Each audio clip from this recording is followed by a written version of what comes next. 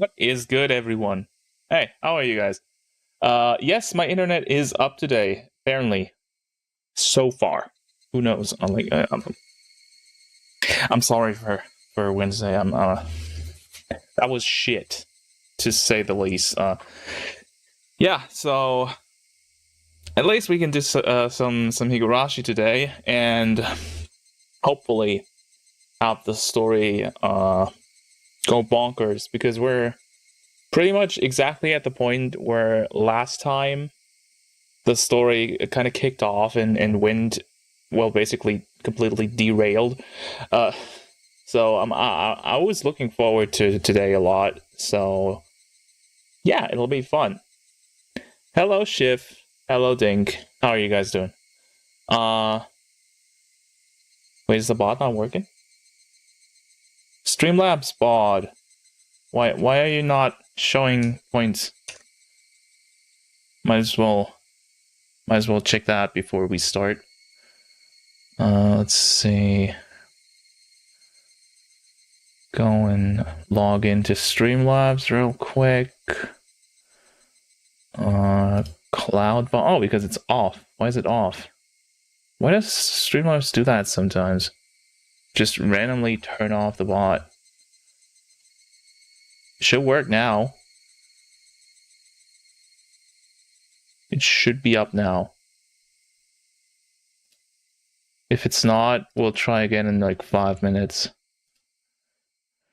If I had to stop watching halfway through my Fable episode to catch the stream, I mean, feel free to finish it. I don't mind. Let's see if it works. Just trying out Streamlabs real quick. Check if it works. Now, come on, please. Ah, thank you very much, Streamlabs. Hey, I got a lot of points. How about I gamble? Once. I want to gamble.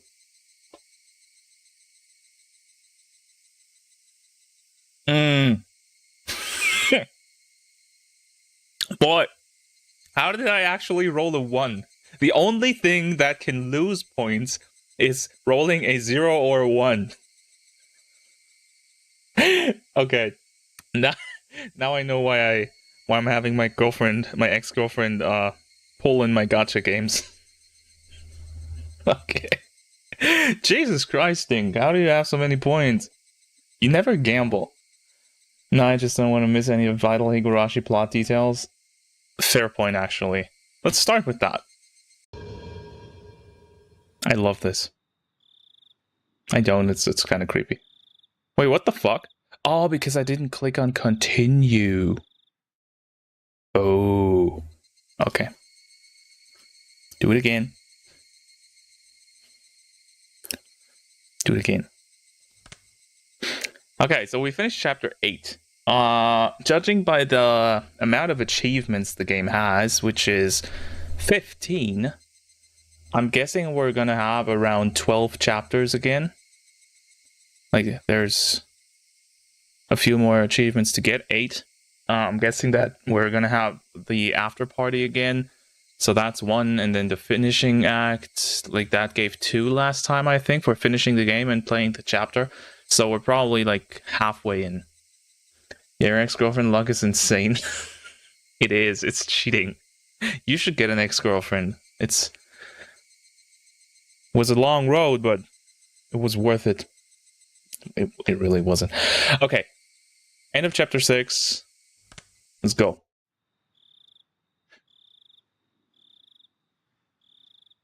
By the way, my voice might sound weird because I noticed that I forgot to install some stuff that I had on my PC before, like equalizing stuff.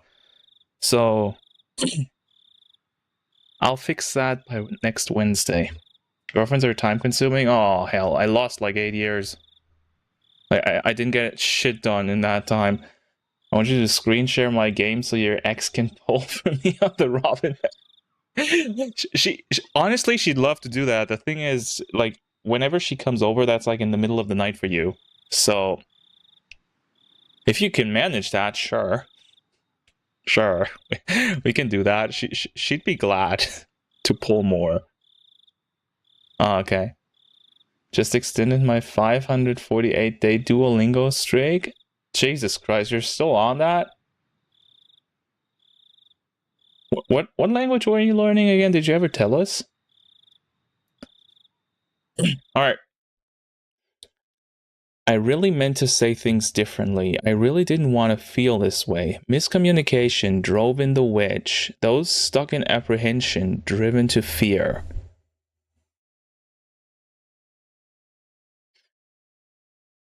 Nobody can stop it now. As cold, hard emotion claws deeply and cruelly at my bared heart. At that time, why did I whisper in remorse. But now, those words simply rang hollow.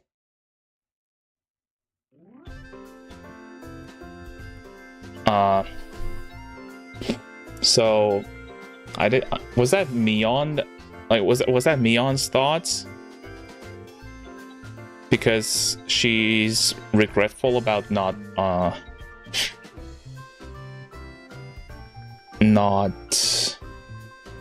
telling Keiichi how she felt about the doll thing when she could. Alright. Alright, I gotta get into voice actor mode. I forgot that. Okay. What's that? Wow! It's Keiichi-kun! Good morning! Good morning! Lena was ecstatically waving her arms at me, already brimming with energy. What do you mean good morning? It's already evening. Just say hello or something. But this is the first time I've seen you today, so I think good morning is right. It's right. No, it's not. Like, it's got nothing to do with that. I got it. Okay then, good morning it is. Good morning, Rena. I grabbed Rena's head and rubbed it with my hand. Oh my god. Wow, this is starting out fine. She squirmed, reveling in the motion like a cat. Not good morning. Nope. Hey, Kei-chan. Sorry about yesterday. I left without telling you. No, it's my fault. Sorry for making you wait so long. Are you talking about setting up for the festival yesterday? How was it, Keiichi-kun? Did you do your job properly? The slight muscle pain throughout my body and my sluggish movements were already obvious. I did great. I'm pretty worn out now, though. I grin dryly, and the three of us break out into laughter. Where's Sadako and Rika-chan? Are we meeting up with them at the festival? All right, it's festival day. I didn't think about that. Yeah, shit's going to go down. I hope we don't get club activities this time, because that was fucking long. Mion should sing Bakadaro to get over her lost love. It's not over yet. Not until we're dead. Yep, Rika-chan's actually been there since yesterday because she has such an important job. I think Sadako-chan stayed with her, so they're already at the shrine. Right, I just remembered. Today was Rika-chan's big performance. Oops.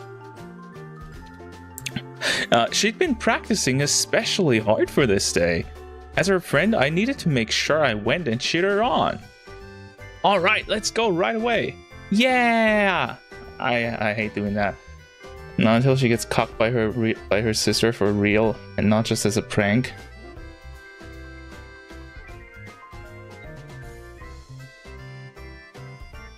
Can we not say that? As we got closer to the shrine, we started passing by more people and seeing a lot of parked cars. It began to get noisier too. I thought I could hear something like a Bond dance song. Without being able to restrain my impatience, I dashed up the entire flight of stone stairs and fell flat on my face. Keiichi-kun, you're going too fast! Wait for me! Man, Kei-chan, you're such a little kid. Whoa, the shrine grounds! They were packed with people! It was a festival if I ever saw one. Wow, they went all out this year too. Amazing, amazing. They're coming from Hinamizawa. Huh? The bedridden the bedridden old man from the Kimiyoshi branch, his family is here too. I think that old guy went home from Watanagashi last year and stayed in bed ever since. Yeah, there were a lot of villagers here that I didn't really know. They must have all been pouring in just for the day. Oh, it's Sadako-chan! Shoot her! Hey! Packed with people, nobody on the screen. True. Where's the extras?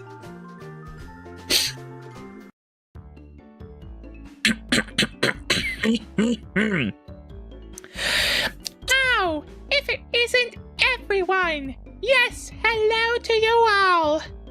Yo, Sadako, there's a lot of people today. Don't get lost in the crowd, okay? Who do you even think you're talking to? Sadako, too, seems somehow energetic. Of course, I'm the same way. Great improvised dialogue, he would make a great dub voice act. No, I would not. Huh? Where's Rika-chan? She still has free time, doesn't she?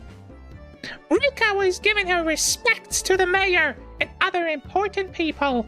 She shall come before long. I see. Rika-chan is the shrine maiden for today's festival after all. It's probably a pain for her to say hello to all the elders. It really is a pain.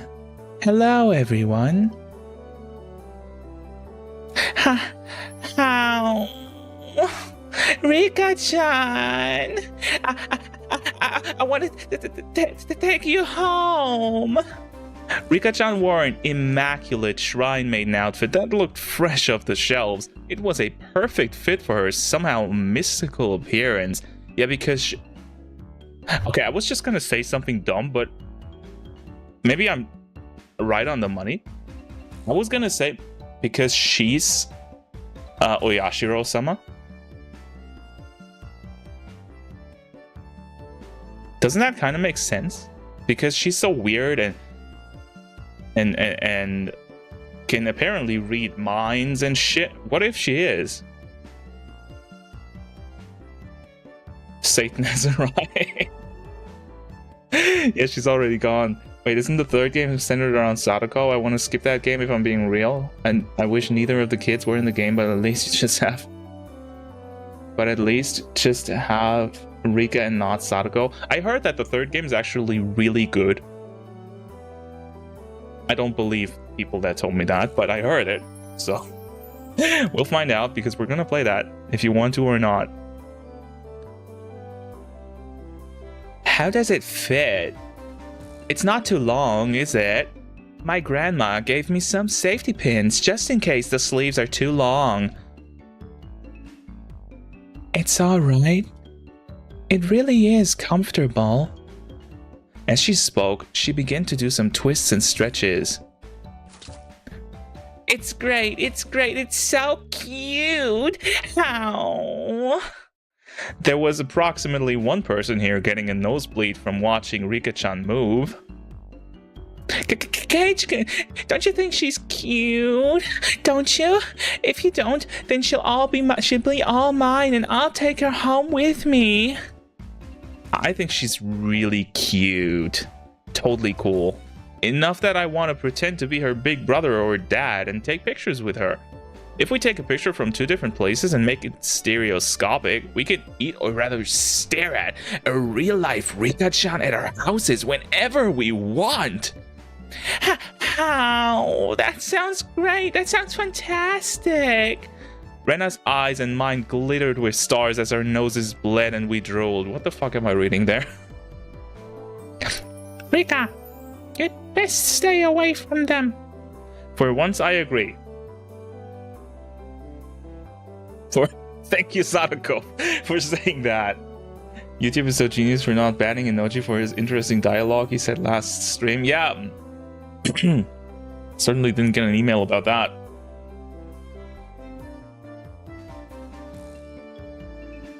Yes, or I might get locked away in a basement somewhere. Is that foreshadowing?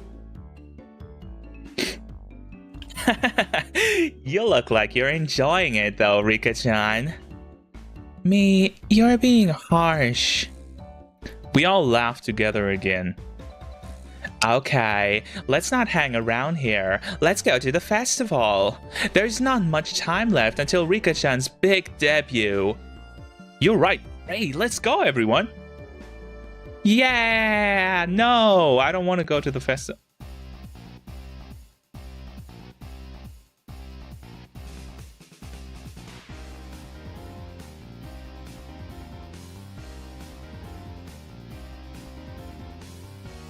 I'm gonna turn up the music.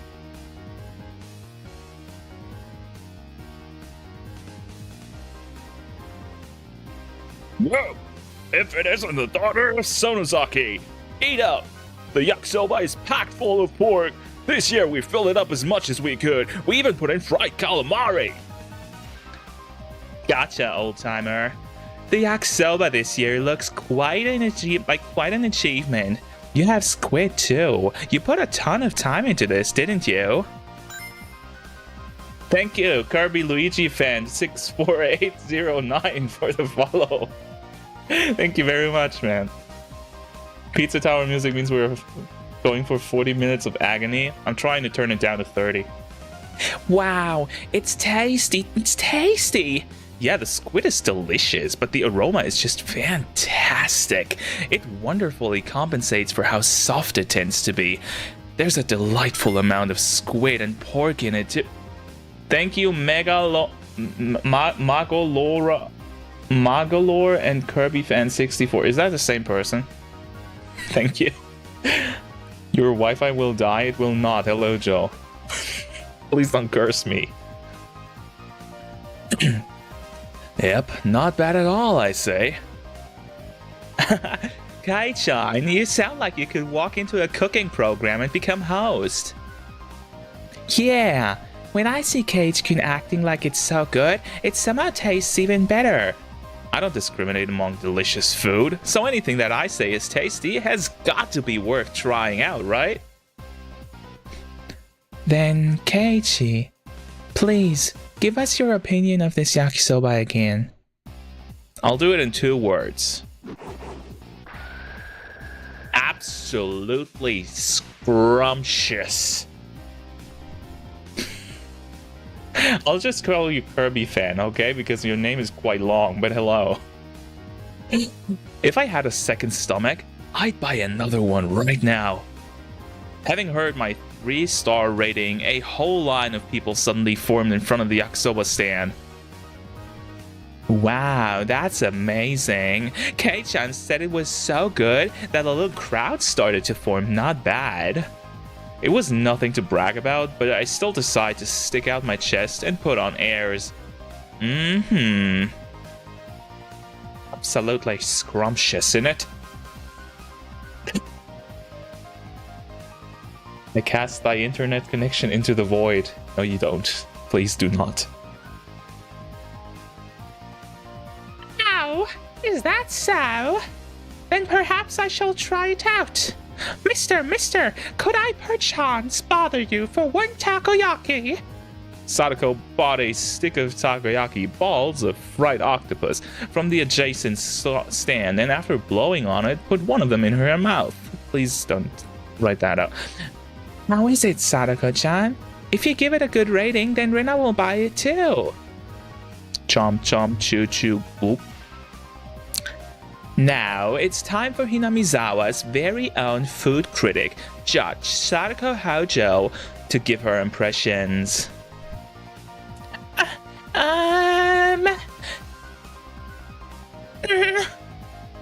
Though she was all for it a moment ago, Sadako hesitated to give her thoughts. Hey, now, what's the matter? Everyone else takes one of their own and puts it into their mouths. Huh? Rena got gipped. What does that mean? What's gipped? Never heard that before. Mine's bad too. There's no octopus in it. This takoyaki vendor? Could this be some sort of summer festival only octopus free takoyaki stand? An evil takoyaki stand that skipped on the octopus because they figured it would make them good money today. Mine has some. Yeah, it's pretty good considering there's octopus in it. How am I supposed to explain that this octopus-free takoyaki is any good? Everyone wondered about that. Our quizzical looks seem to be drawing us equally dubious stares from the people in line. How about this? Takoyaki without any octopus is really healthy. And even people who don't like octopus can eat this delicious takoyaki. Why are they trying to help the bullshit stand owner? After hearing that, several surprised guests left the line. It had the exact opposite effect. Means she got swindled? Oh, okay. Alright then, I'll give it a try next. A self-inspired take on takoyaki, in which you can clearly taste the simple flavors of the flour, it's flour, right? Green onions and pickled ginger. The unaffected taste is bolstered by the absence of octopus. It wasn't half bad, but after hearing there's no octopus in it, after hearing the "there's no octopus in it" clause, even more people left the line. Rika-chan, any good comments? You can be honest.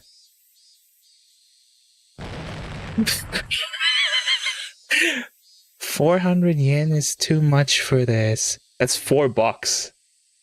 Why is there this constant boing noise? Because we're at the festival and there's balloons and shit. I don't know. That was too honest. Even more customers leave the line, dealing a lethal blow. There were other takoyaki stands around after all. Well, I mean, we might not want to be doing this. Hey, Sadako, you started all this, so give us a great big turnaround.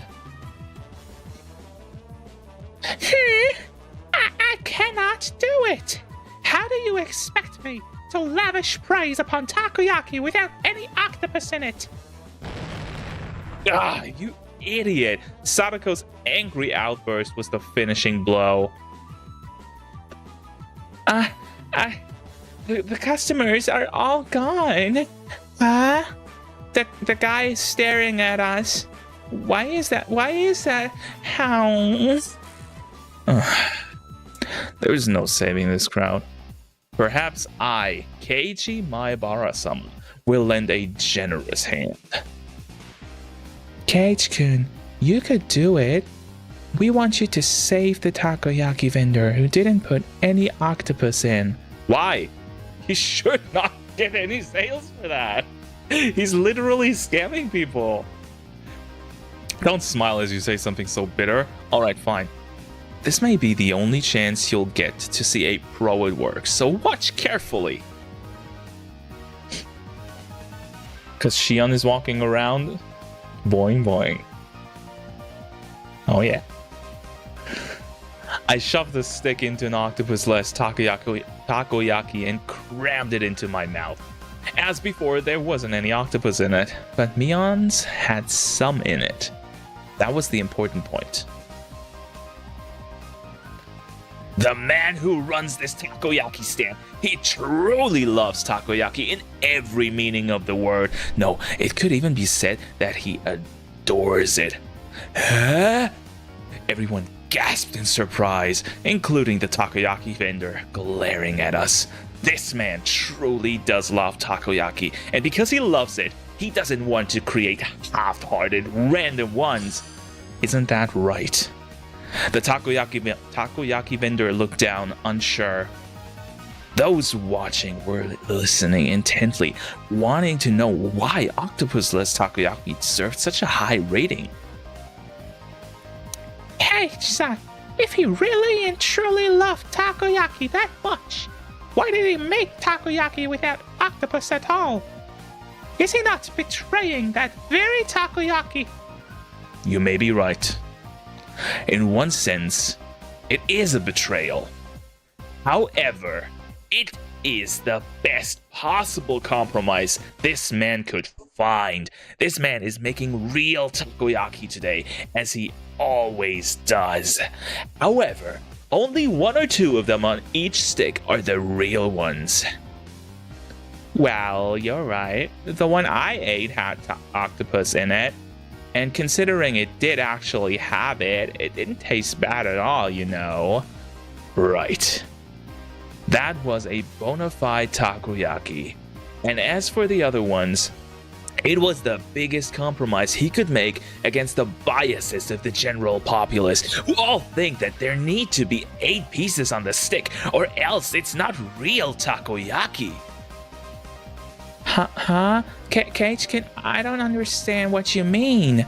Why is one of them the real thing and all the other ones are fake? Why? The secret lies in the octopus. Mister, this octopus, it's true Akashi octopus, isn't it? In recent years, the number of octopuses caught in Akashi has decreased, and their prices have risen dramatically. The prices are now so high that you wouldn't think of using them in takoyaki. Then the man, who had been looking down this whole time, mumbled, "Yeah, that's right. Akashi octopus. It's very expensive." But this man absolutely had to have the Akashi octopus. He could have bought much worse quality octopus for cheaper as much as he wanted, and he would have still been able to fool everyone. There are plenty of other scamming takoyaki vendors who claim theirs are from Akashi, even though they're not. But this man wouldn't accept it. He wouldn't tell lies. Akashi octopus are supreme. He would never relinquish this one stubborn conviction. This man loved takoyaki. That's why he never lied. Yet, there was one point that he absolutely had to compromise on. What might that be? The number. The popular opinion is that a stick of takoyaki should have 8 pieces on it. Even if it's real Akashi octopus, he could charge 400 yen for just 1 piece, couldn't he? If he didn't have 8 pieces, nobody would buy them. This man wept over it. In order to make just 1 true piece of takoyaki, he wouldn't ever let himself lie through the other 7. Oh, whoa! The octopus-free takoyaki vendor burst into tears. I gently clapped one of his shoulders. No matter what anyone else says, I will never forget how genuine you are. You, sir, are a true vendor of takoyaki. You are the only one in the world with the right to call himself that. Clap, clap, clap, clap, clap. As I embraced the shoulders of this man, shedding his manly tears, those watching delivered a round of applause, moved by my speech. Everyone, I beg of you, please, eat some of this true takoyaki vendor's takoyaki. If we don't treasure genuine men like this, then how can we protect the true path of the takoyaki? If nobody else will eat them, then I will eat them all. I feel like such an idiot for reading all that.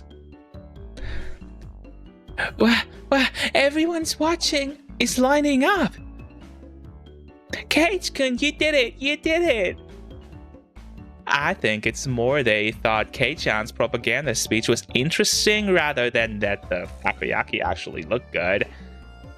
I never want to hear the word takoyaki again, neither do I. I hope we die because it was poisoned and he's the actual murderer. I can't wait for Shion to send octopus-less takoyaki to Keiichi's house, then sneak up behind him and stab the octopus bits into his heart. Could happen. I've never had takoyaki. I don't know how it is. I don't even really eat seafood, so I probably won't like it. Kei-chan, you could probably sell plain old rocks if you tried. It's shit. I want to try it once. You would do well at product demonstrations in the supermarket. I suspect you would be good at selling off suspicious wonder knives. What's a wonder knife? Absolutely stunned at my successful pitch, the guy manning the stall next to this one called out to me. Hey, you guys! Do that for my sweets, too! Great! You all get the gist of it, right? It's your turn this time, Rena. Okay, I'll do my best. How? When apricot sweets are cold, they're very, very good. The apricot is sitting so quietly and nicely on top of the syrup. Oh, it's so cute. I want to take it home. Oh. It looks like she lost herself in this midway through, but a girl given it such a natural praise was itself bringing in some customers. A line was quickly forming behind Rena. Do I have to read something like that for everybody now? At least it's not as long as the first one. A wonder knife is what Shion is gonna use on you at the end of the game. Can you stop that? We're not dying. Next up is the okonomiyaki stand. Sadako, you're up! Well, the crunch of the fried tempura battered mixed with the tempura batter mixed with yakisoba is simply to die for. What a huge piece of bacon laid on top. When you bite into it, it all comes flooding out. Chomp, chomp, chomp. Yeah, that's freaking great. Now I want to try some too. Then a huge line formed at my words. What on earth is this? So basically all these onlookers are just following us around all the stands. When people hear about food from others and then try it for themselves, it tastes a lot better than it normally would. So that's it. Even Rika-chan was gorging herself on the food, getting sauce on the bib she'd put on to prevent her shrine maiden outfit from getting dirty.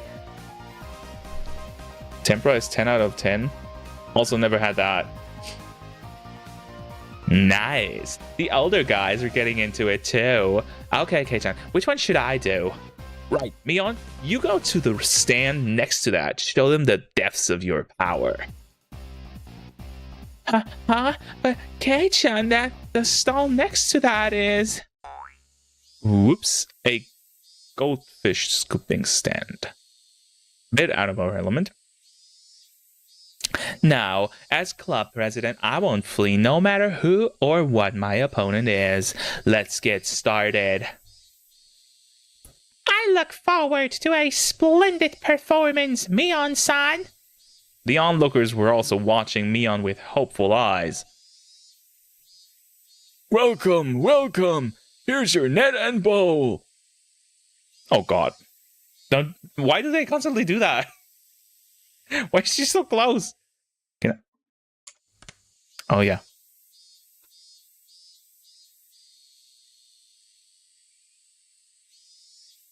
Yeah, yeah, I just little like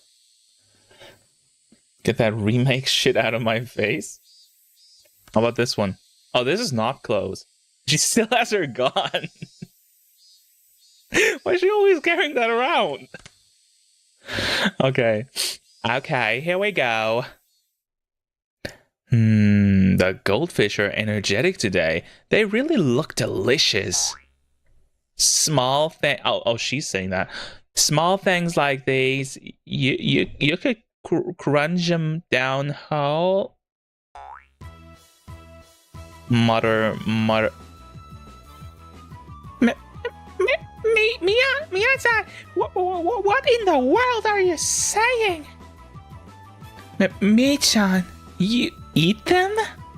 Did you eat the one Rena caught last year too? No, I didn't say anything like that. Mion's face went red and she shook it vehemently in denial. Well, I mean, you just said so yourself that they look really delicious. Yes, you did indeed say so. My sister is omnivorous. She eats anything that can go into her mouth.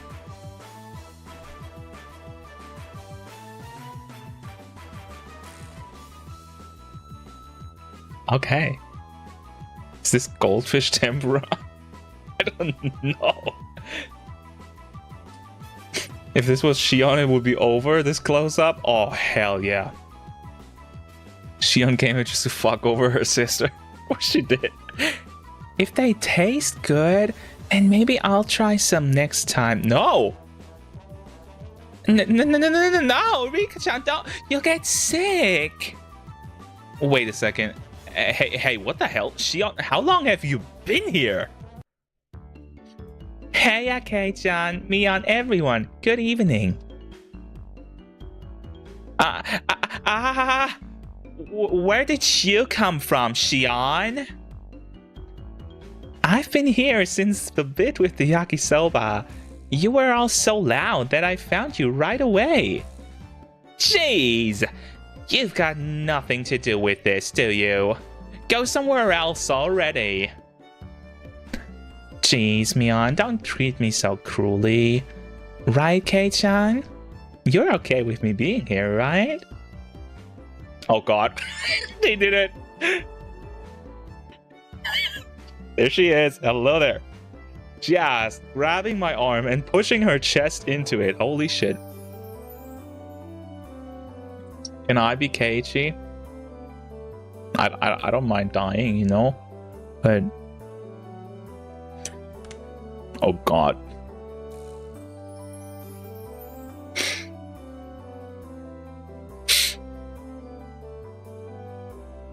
But why does she have to be so mean? Because she's a bitch. And I love her.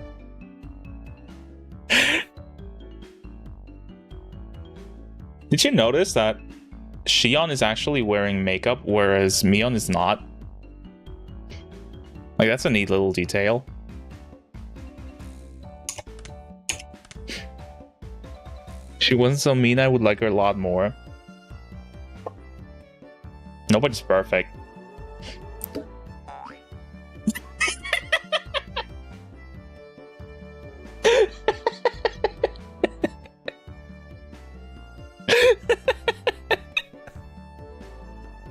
Boing! Okay. The boing sound effect. And that was good. I give that to you, developer. That one got me. Yon is really bouncy. Oh, she is. Okay.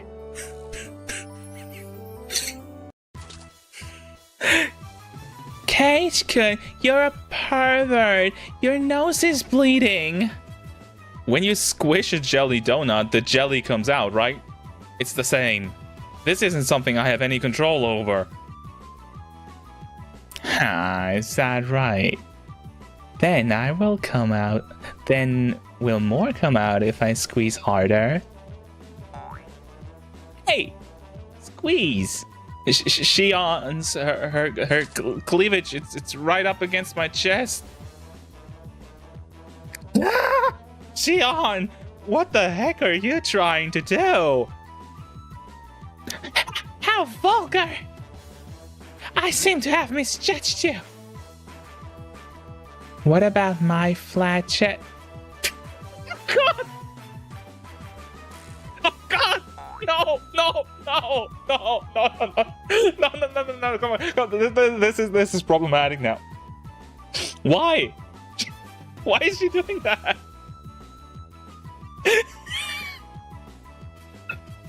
Oh shit! Rika-chan clasps onto my other arm too. Rob. Where's the FBI? I'm sweating. A plentiful, plump feeling on my left shoulder and the sour sensation of a young... I can't read that! Okay, I'll do it. And the sour sensation of a young, unripe fruit on my right. How? Thank you, Rena. Shion, Rika-chan, and I, our faces now bruised, fell to the ground, limbs sprawled. Nice job, Rena. Everyone's so dirty. How? Rena punched me. It really hurts. Well, I kind of deserved that, little girl. Rika, you get what you deserve. Sheesh.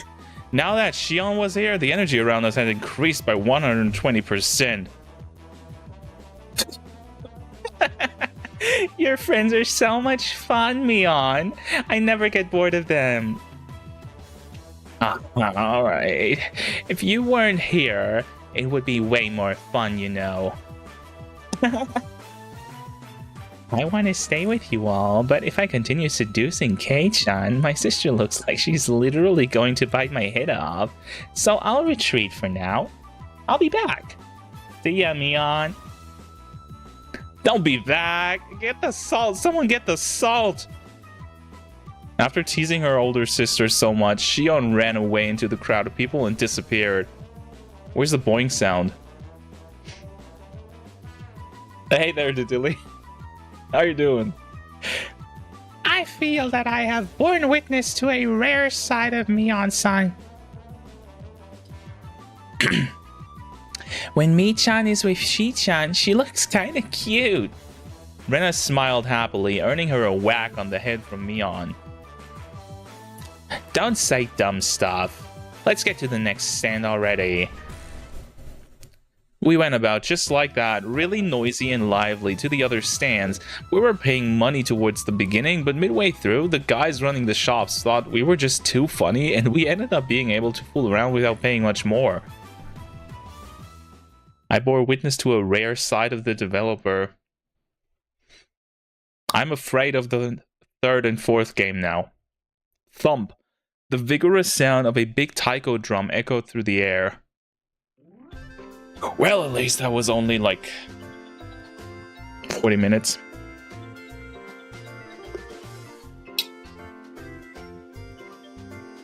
Rika, it looks like it's time.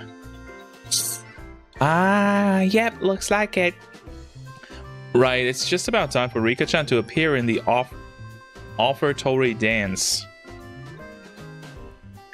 I'm a little nervous.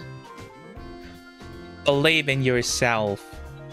All of your sweat will definitely amount to something, Rika-chan. That sounds dirty. Mion slept hard on Rika-chan's back. That's right. You'll do fantastic, Rika-chan. I'll do my best. Yeah, that's the spirit. I ball my hand into a fist and raise it into the air. We're rooting for you, Rika-chan. Go for it. Yay! Remember? Go for it. Yay! Rika-chan gave the best smile I'd ever seen, then pivoted on her heel and ran off.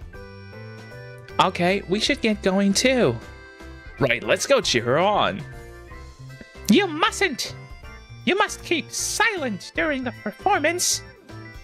I got it, jeez. I robbed a hand through her hair. She was worried about her good friend up to the end. Then we'd better hurry. All the good spots will be taken. Come on. The third and fourth game are pedo simulator. You may have to play them on your own time. All these characters are under 18. Who cares? Mion ran off, and everyone else followed a moment later.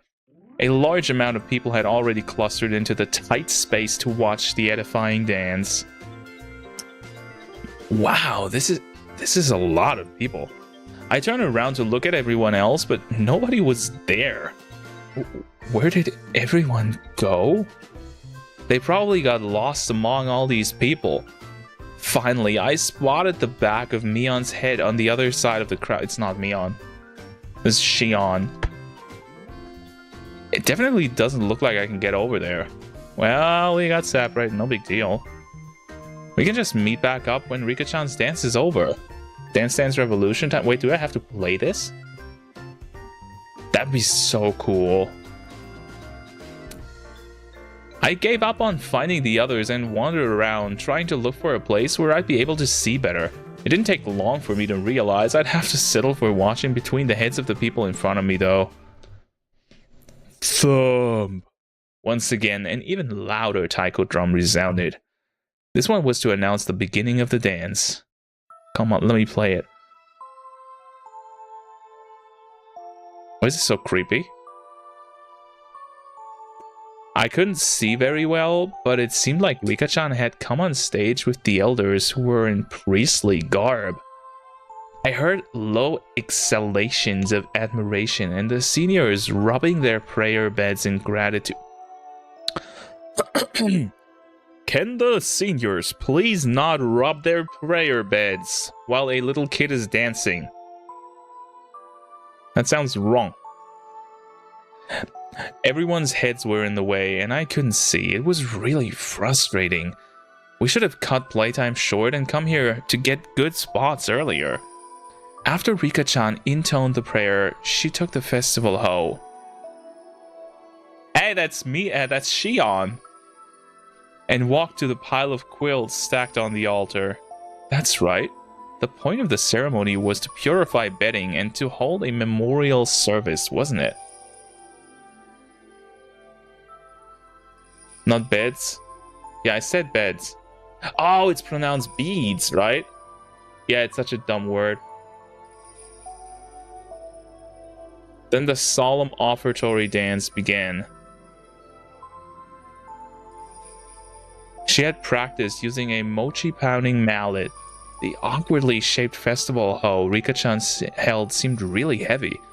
Back and forth, up and down. It was doubtlessly difficult to even lift in the air, but she sweated and waved, raised and dropped it again and again. She couldn't just deal with it and do it grudgingly. As the shrine maiden, she needed to retain the dignity and solemnity present at this festival. There must be a ton of pressure on Rika-chan's shoulders right now. Damn, why am I cheering her on from a place I can barely see her? I'm her friend, so I should be right up in the best spot rooting for her. Kei-chan, over here. Someone tugged lightly on the back of my shirt collar. It was Shion. She beckoned me outside the crowded ring of people. She had a mischievous grin on her face, and I took it as her saying she knew a good place nobody else knew of. Shion, what's up? Shh! Just be quiet and come with me. She gonna make true on her promise? After she told me so, she ran in a big detour around the throng. Man, it's great to have someone who knows the lay of the land here at times like this. Impressed though I was, I nearly lost sight of her right away. No more getting separated from me. I ran after her so that I wouldn't be left behind. Oh, I don't think you're gonna watch Rika. As I wondered in anticipation what kind of secret spot Shion had in mind, we left the crowd of people and went through the back and went around to the back of the shrine grounds. She's gonna show him her secret spot, all right. Where are we? Isn't that the place where they had the food eating contest in the first game? Hey, wait, where are we going? We're getting further and further away. Shh. Just stay quiet and follow me. You'll understand soon. You'll be killed. Nighttime shrine visit is murder. Shion gave me a wink that reminded me of Mion as she said that. No sign of people and not much moonlight. It was dark. We had gotten pretty far away from the crowd of people on the shrine grounds. How are we supposed to see Rika-chan's dance from here? I see. There's some sort of high spot around here, isn't there? Like a rooftop or somewhere we can look down at it, right? What? Why do we have to climb onto the roof? We can do it in the grass. Well, how else were we supposed to see Rika-chan's dance? Did you really want to see Rika-chan's dance? Kei-chan, could it be that your strike zone is really low? She really does. Oh, God, this game has... Jesus Christ. This girl has no filter. Wow.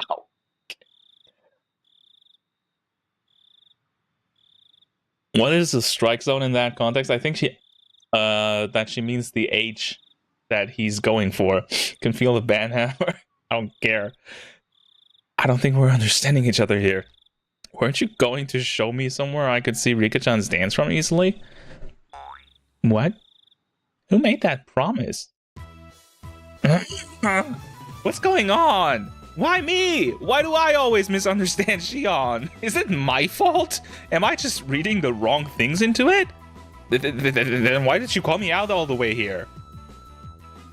With an expression that indicated she wasn't fooling around, Shion pressed her index finger to my lips and said slowly and quietly,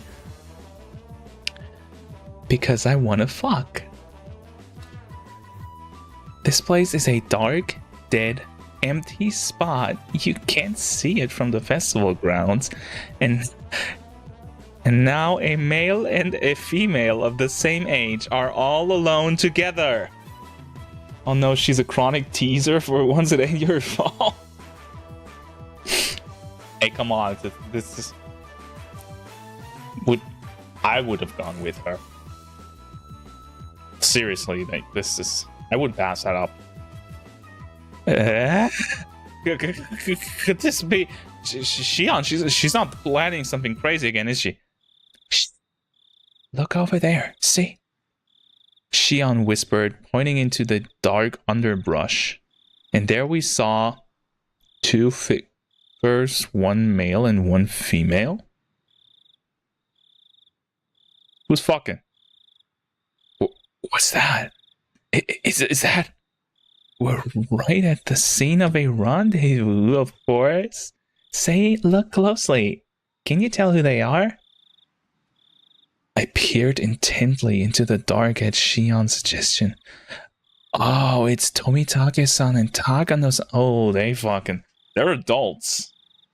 Ow! Woohoo! In the woods. Not that. The two of them were clearly breathing quietly and glancing around to make sure nobody knew they were there as they crouched before the entrance to a wooden storehouse-like building. Oh, not in the woods. Wait, Shion, could this be what you wanted me to wanted to show me? Kei-chan, you can see Rika-chan's dance any year, but you won't ever get another chance like this, okay? I had thought the Sonozaki sisters each had their own personalities, but at times like this, they seemed all just similar. Going back, don't call me for something like this again. If you move now, they'll see us. At our noisy argument, Takano-san suddenly turned around. Oh.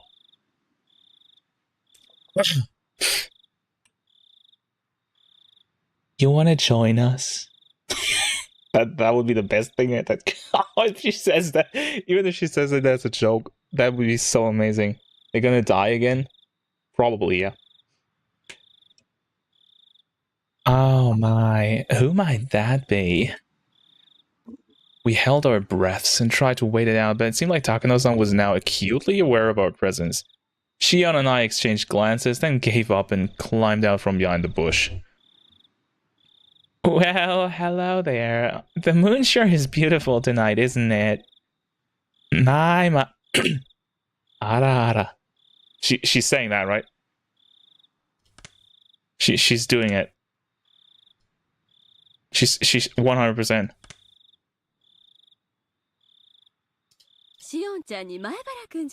No, the beginning. The beginning. The beginning. Okay, she does it. Yeah, shut up. Okay. Yeah, the author luckily ain't writing a porno. Oh, he probably did. My, if it isn't Shion-chan and my Barakun. Good evening. Yes, the moon certainly is pretty. What's this? Hey, Spoon, you sure are smart, you know that? Having a secret date in a place like this? Then I guess we accidentally interrupted something important. You're the ones who were meeting up secretly. Tomitake-san and Takano-san laughed to themselves, and it got on my nerves for some reason. Wait, so you two weren't having a little rendezvous then? I love her face so much. It looks so funny. Oh boy.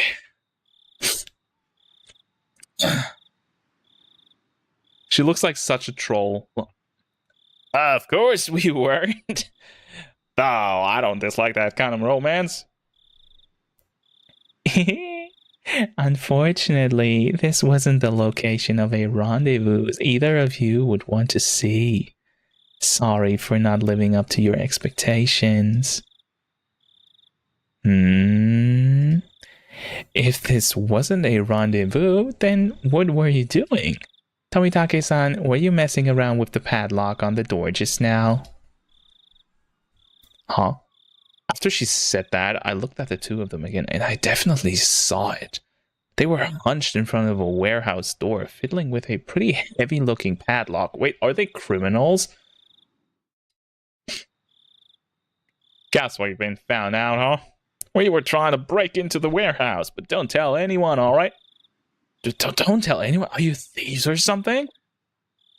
I demanded unthinkingly, just because of how absently Tomitake-san was grinning. Nah, never. Thieves are people who steal things, right? It's not like we were trying to take anything out of here. I see. Then why are you trying to unlock the door? This is the forbidden storehouse for ritual tools. They say only the Furaday family and a mere handful of others are allowed in. Wait, are we gonna find a corpse? Wait, are we gonna find a corpse? Like, is this... The murders always happen on the night of the Watanagashi, right? What if the murders already happened and the corpse is stored inside of that warehouse? We all love the warehouse. What a beautiful place. There's got to be something in there. Forbidden storehouse? I took a few steps back at that and looked on the entire warehouse. It certainly looked like one, built removed from any signs of people, almost as if in secret. It was filthy, revealing how little it was ever opened. And it was built to be durable, giving it a strange, overpowering impression. Now that I looked at it more closely, it was certainly different than normal warehouses. This place, they're called ritual implements.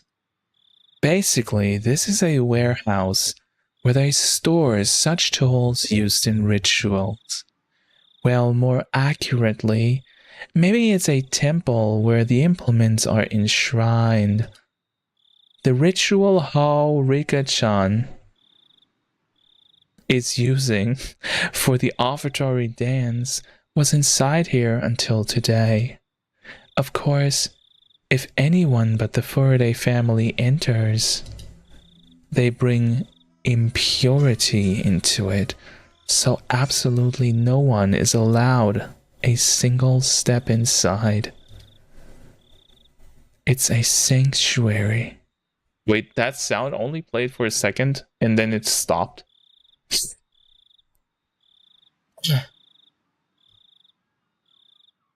That was a Five Nights at Freddy's sound effect. Isn't it the other way around? This is way older. Shouldn't we absolutely not be coming to a place like this then?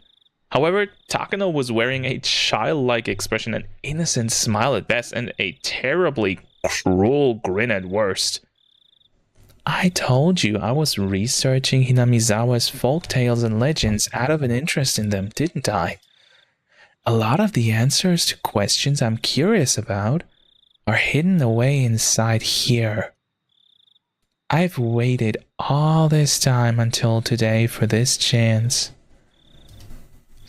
A chance? Everybody's eyes were fixed on the dance at the shrine grounds today. This was the ultimate blind spot. Yeah, they're playing this up so much I can't imagine anything other than the corpse being in there. Or they witnessed the murder, maybe. I see. I didn't know you had lockpicking skills, Tomitake-san. Stop it. I don't want to be doing this, okay? Sorry for taking you along with me, but this was all thanks to you, Jiro-san. Is she like a mind bender thingy? Like a witch? I mean, pipelines can be wild, men. 9 out of 11 ended up causing the 50 Shades of Grey series. Oh, 9/11. Okay. A psychic. Yeah, I'm sorry. I really am grateful, and I'll show it to you after we're done here. Sheesh. This is the only time, understand, Takano-san? I don't want to be sneaking into places like this. You really are a good person, Jiro-san. Clink. Tomitake-san undid the padlock and placed it on the side. Wait. This dude is actually able to break in. Why? It's open. Thank you. At long last. Why do I feel like she's gonna be possessed or something? Takano-san gulped. With an unusually excited air about her, she gave the heavy door a shove. The sharp smell of mold and dust flowed out from the gap in the doors. I had claimed curses didn't exist, but in this situation, I could believe in them. If we went into such a holy place with our shoes on, it feels like we could be punished somehow. How about it? You're accomplices too. You came all the way here, so why not come in and take the tour? It'll be a little field trip to a museum of precious cultural artifacts that conceal the secret history of Hinamizawa. And it's only open for today. We're not accomplices or anything? Aren't you interested, though? Come on, let's take a peek, Shion said, predictably linking her arm with mine. But we definitely shouldn't be doing this. This is a holy warehouse, isn't it? You said ritual implements, right? I really feel like we shouldn't go in. I'm a part of the Sonozaki family, so I have a good guess as to what we'll find in there. But I want you to see it too, Kei-chan. You want to show something to me? I thought it was just a ploy, but Shion's eyes looked entirely serious. Of course, she was the sort who could lie with a straight face. Of course, I was an average boy too. My curiosity was at least twice that of a normal person. Sleeping, forbidden treasures, never to leave this warehouse. Chances like this don't come around too often. If I had to choose, then I want to see. Until the locked door is open, though, I don't know about this. If you're not interested, Kei-chan, then you can leave now. I think you'll wonder about it later, though. Tomitake-san spoke after listening to our discussion, himself having sat down on the stairs to take a short rest. I'll keep watch here. Go in and check it out with them. I'm not too interested, but it might be pretty interesting for a young guy like you, Kei-kun. He said, laughing mischievously. There was no ill will in his laughter. Tomitake-san, do you know what's in there? Kinda. Takano-san told me all about it. Must be a pain to have to go along with your companion's unique hobbies, huh? Tomitaki-san didn't answer that, only responding with a pained smile. Takano-san had this kind of scary air about her, like she dropped absolutely everything else for something she had an interest in and go straight for it, but Tomitaki-san, on the other hand, seemed like the gold standard of what a normal person should be. Having him tell me so frankly to go check it out suddenly made the guilt feel lighter. What the hell did you do to Dinkler, Didilly? What happened there? Okay, but just a little. If it's not interesting, I'm leaving. You got it. Shion gave me another Mion-like wink. Looks like we're decided. Shall we go inside? Jiro-san, we'll leave this to you. Is he gonna lock us in? I made him look at anime boobs. Oh, that's good. Tomitaki-san waved his hand to see us off. Okay. Oh shit. Oh, we're going in. Oh, fuck. What's gonna be in there? Oh, well, at least we now know that Tomitake-san and Takano are surviving this round, apparently. I did not see boob, I just saw furry.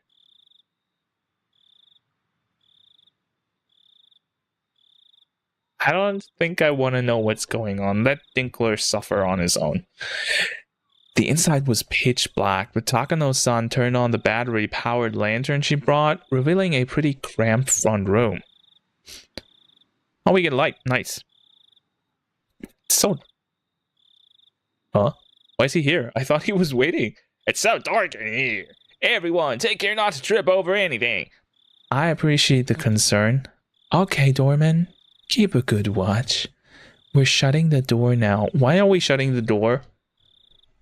Takano-san smiled spitefully, as if leaving Tomitake-san out of something fun, and began to close the door. Are we getting killed? Oh no, what he searched up was pure greatness?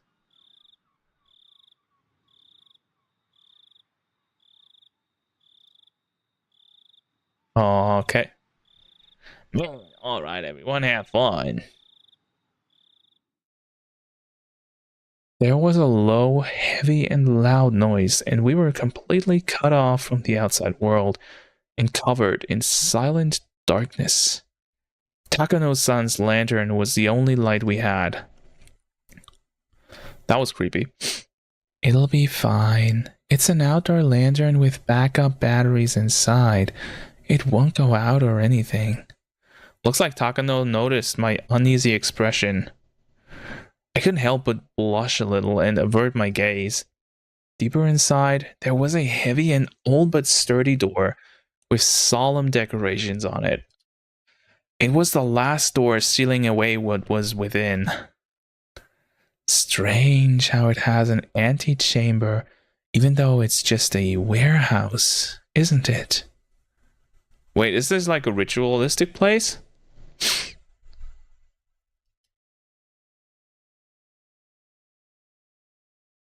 I believe it's set up this way so that you open one door at a time, never letting the room with all the tools be seen from the outside.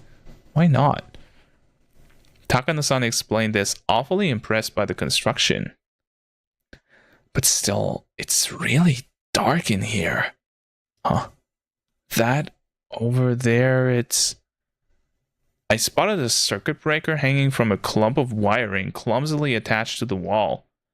Oh, here. Isn't this a light switch or something? I flipped the biggest switch I can find. With a click, the pitch black room was immediately illuminated by an old bare light bulb. Everyone scrunched up their faces at the sudden strobe-like brightness. Oh shit.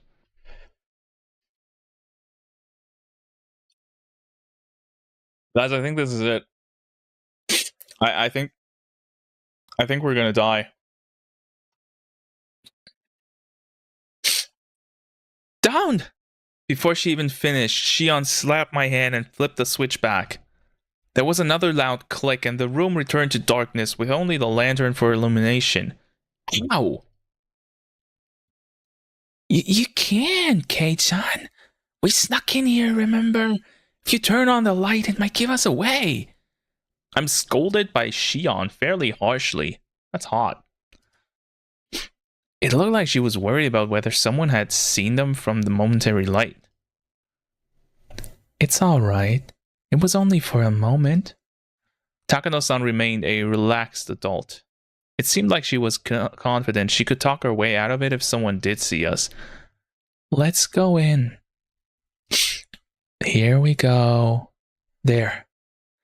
The even heavier door opened, and this time, it wasn't just the dust that came out with the air. There was also a nasty smell. Oh god, there's really corpses in there. One smell was like opening a dust-filled cupboard in the back of a kitchen that hadn't been opened in years.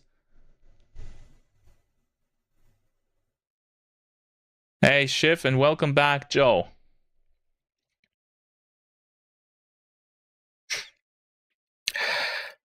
And the other smell, the nasty one, was hard to explain, but it was like the raw odor of a fish market. Oh yeah, that's corpses. Okay. Let's go. From how the sound echoed, this room felt larger than the first. Fish like seafood? I don't think you want to eat that. Takano-san held up her lantern and revealed the contents of the expansive room. Oh shit. Whoa! At the back wall of the storehouse, right in front of us, was a Buddha-like holy object standing there looking down at us. I was taken aback by its unseen force, lit up by the slender beam of the lantern.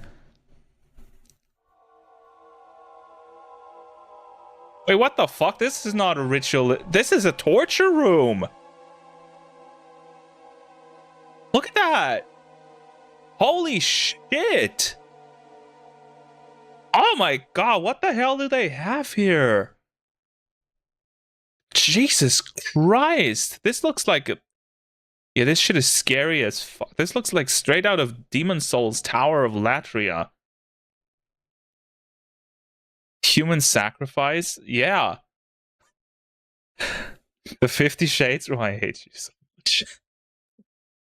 That's the guardian god of Hinamizawa, Oyashiro-sama. It's far grander than the one at the shrine, Oyashiro-sama. So this is the spirit protecting Hinamizawa. The one guarding the Holy Land of Hinamizawa from the impurities of the outside world, and the one delivering punishment after punishment upon those who attempted to sully the land with the dam construction. It looks like there are far more tools stored here than I thought, but this is so sad. None of them have been maintained. How unfortunate that they're in such a state. Why? Do you want to use them? This woman is creepy as hell. I love how they don't care about the literal torture devices in the room. True.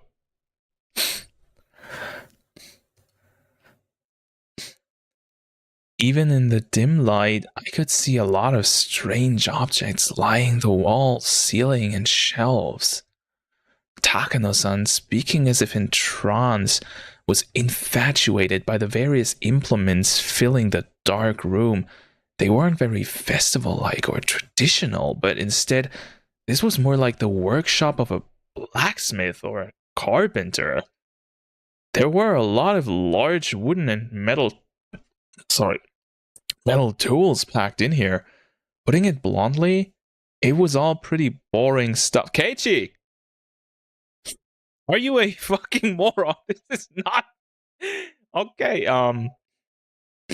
Okay, what do we got?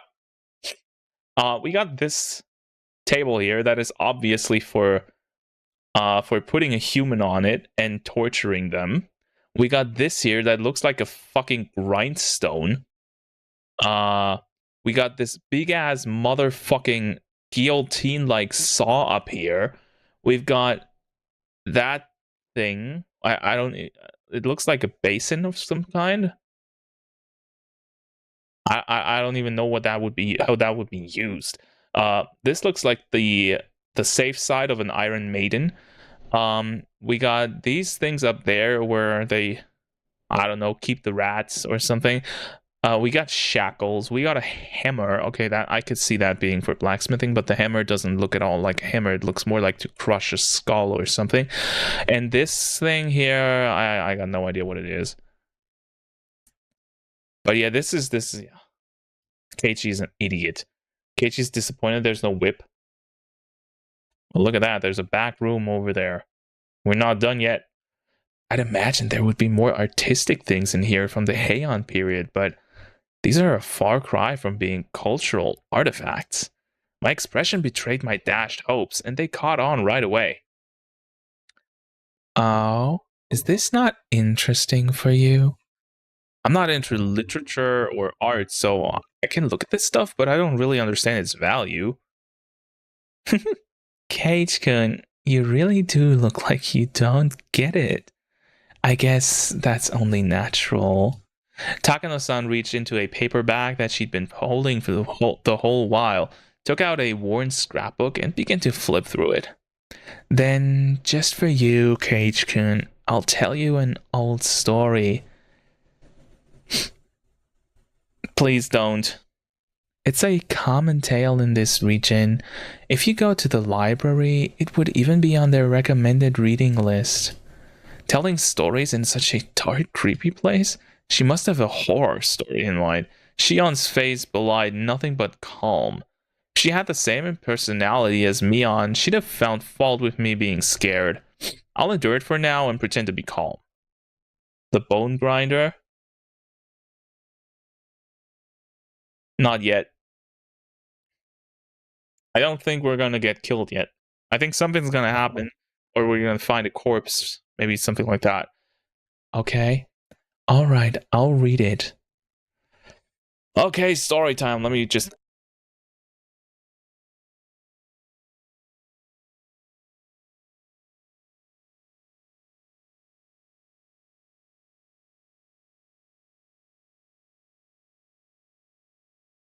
Story time.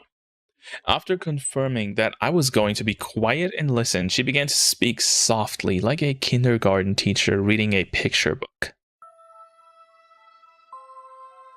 Long, long ago, in a certain village in the mountains, there was a swamp. This swamp was very, very deep. Some even called it bottomless. People said it was connected to hell, the land of demons.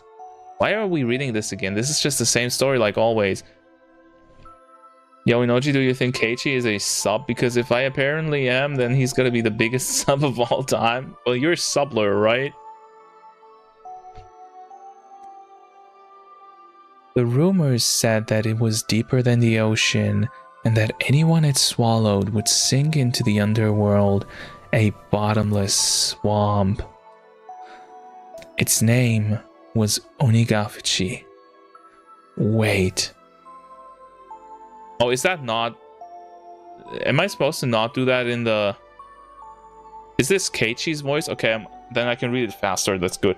I thought back to the story I heard yesterday about the sacrifices sinking in the bottomless swamp. Could that be the swamp she's talking about?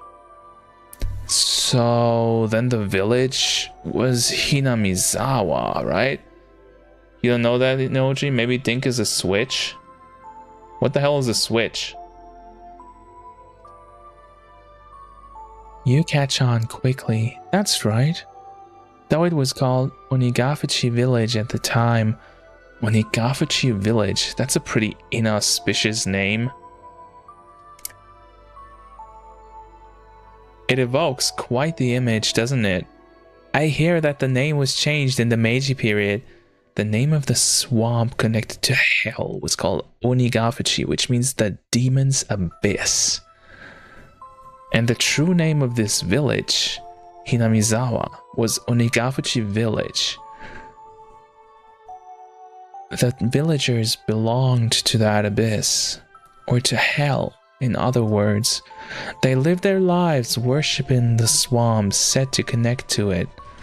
But then, one day... Oh my god, what the hell is that? Demons began to appear one after the other from deep in the swamp. The villagers feared that hell was overflowing. The demons mercilessly attacked the villagers. They could only watch in fear. They could do no more than hide themselves and tremble. So, did someone exterminate them? Yeah, that was sick art. Unfortunately, there's no Momotaro or Superman in this fairy tale. Then, did they get the whole village together to fight them? Heavens, no. The villagers weren't nearly strong enough to fight on equal terms with the demons. Then the only recourse would be to flee the village. Wait, is this gonna be some sort of like... The demons inhabited the village and the people in the village right now are demons story? Do they have Andy from Undead Unluck though? Nah. That'd be too cool. They couldn't do that either. To the villagers, it was their beloved homeland. It didn't matter how terrifying the demons. They wouldn't have run away so easily. Then what did they do? Wouldn't they just get wiped out? Unable to fight and unable to run. All they could do was wait for the village to be destroyed. Then, when everyone had lost hope, their god, Oyashiro-sama, descended upon them. I see, so Oyashiro-sama came down from the sky and beat up all the demons then. You're such a boy, Kei-chan. You always jump straight to using force to resolve things. Shion sighed, a little annoyed. Embarrassed, I held my tongue. The thing about Oyashiro-sama?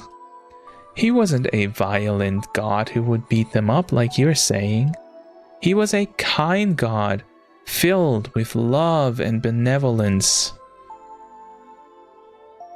The strength of Oyashiro-sama descended from the heavens couldn't be compared to that of the demons. They didn't even fight. They simply prostrated themselves before his radiant authority. Oyashiro-sama urged them to go back to hell from whence they came, but the demons wept and challenged him, saying they could never return. Was I right? Is this gonna be like the... Oh god. The world of the demons, too, has harsh commandments. They claimed they had been banished from hell. Demons who didn't have a place to go, neither in hell nor in the human world. Of course, they were at fault for attacking the village. They deeply reflected on it and were sorry. Well, that doesn't help if you've killed villagers. As the villagers conversed amongst themselves, little by little, they came to pity the demons, and after talking with everyone in the village, they decided to live alongside them. A lot of fairy tales have them being exterminated or driven away, but you don't often hear one where they live in peace. You're right. Demons are supposed to symbolize all evils. A story where they decide to live together with humans is certainly strange. So is this Japanese Jesus? That's actually a pretty good comparison. When the demons first heard the villagers' invitation, they doubted their ears, but soon burst into tears of joy. The villagers had given them a place to live. It was said that in payment for this good deed, the demons shared their many kinds of power and secrets with the villagers.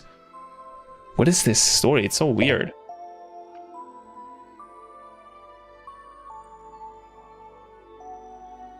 Oyashiro-sama was very pleased with this happy exchange. He gave the demons the bodies of humans so that they would be indistinguishable from the villagers. He himself decided to stay on the surface and watch over the everlasting peace between them. A land in which man, demon, and god live together. I had thought the word demon was a noun meaning evil needs to be exterminated. A god may have mediated for them, but you don't often hear happy endings like that where both sides live in harmony. I see, I guess it is kind of interesting. Although the normal fairy tale ends there, it was revised quite a bit during the Edo period into a much longer story. After that, the humans and demons intermixed, and eventually there was no difference between them. Oh, is that supposed to say that the villagers are offspring of the demons and humans?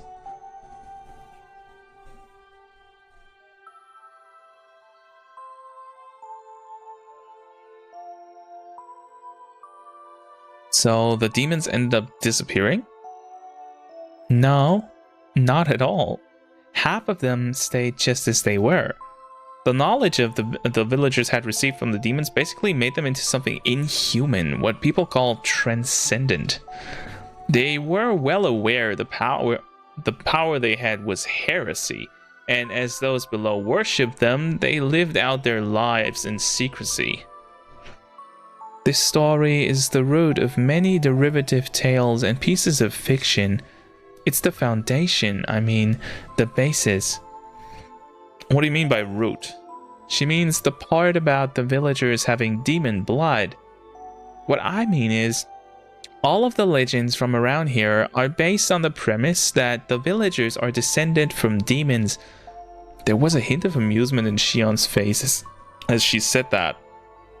It was like she wanted to say that she too had demon blood in her. Is there any proof though? Maybe it's somehow rooted in historical fact beyond just fairy tales. Oh, Maebara-kun, then do you believe that demons really did come out of the swamp and breed with humans?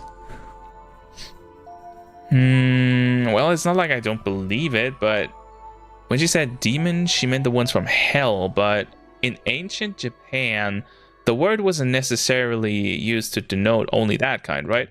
Oh, they're probably talking about foreigners, right? The more well-known use involves the drifting foreigner theory. As the story goes, Westerners who were shipwrecked in nearby seas had such markedly different customs that they were called demons. Japanese people were relatively similar in appearance to other Asians, but everything about those from the West was different. Their physiques, their faces, and their skin color. In Japan, terms like red demon and blue demon evoke images especially of Westerners. Lacking in skin pigments, Westerners would sunburn easily and turn red. Being fair-skinned, I think blood vessels appearing on their skin would look blue too. A handful of accidental aliens would drift into Japan and came under persecution, being called demons. They would flee into the mountains to survive, turn into bandit groups, and attack villages for food and the like. How's that explanation sound? Maybe it's a bit childish? Takano gave me a weird smile when, having come up with such an impromptu hypothesis, I unconsciously followed up with self-deprecation. Still, she didn't smile as if to make fun of me. It's not ridiculous. There are a lot of people who subscribe to the drifting foreigner theory. I subscribe. You should do that if you haven't yet. I'm not sure, but something about Shion awakens something deep inside Joe.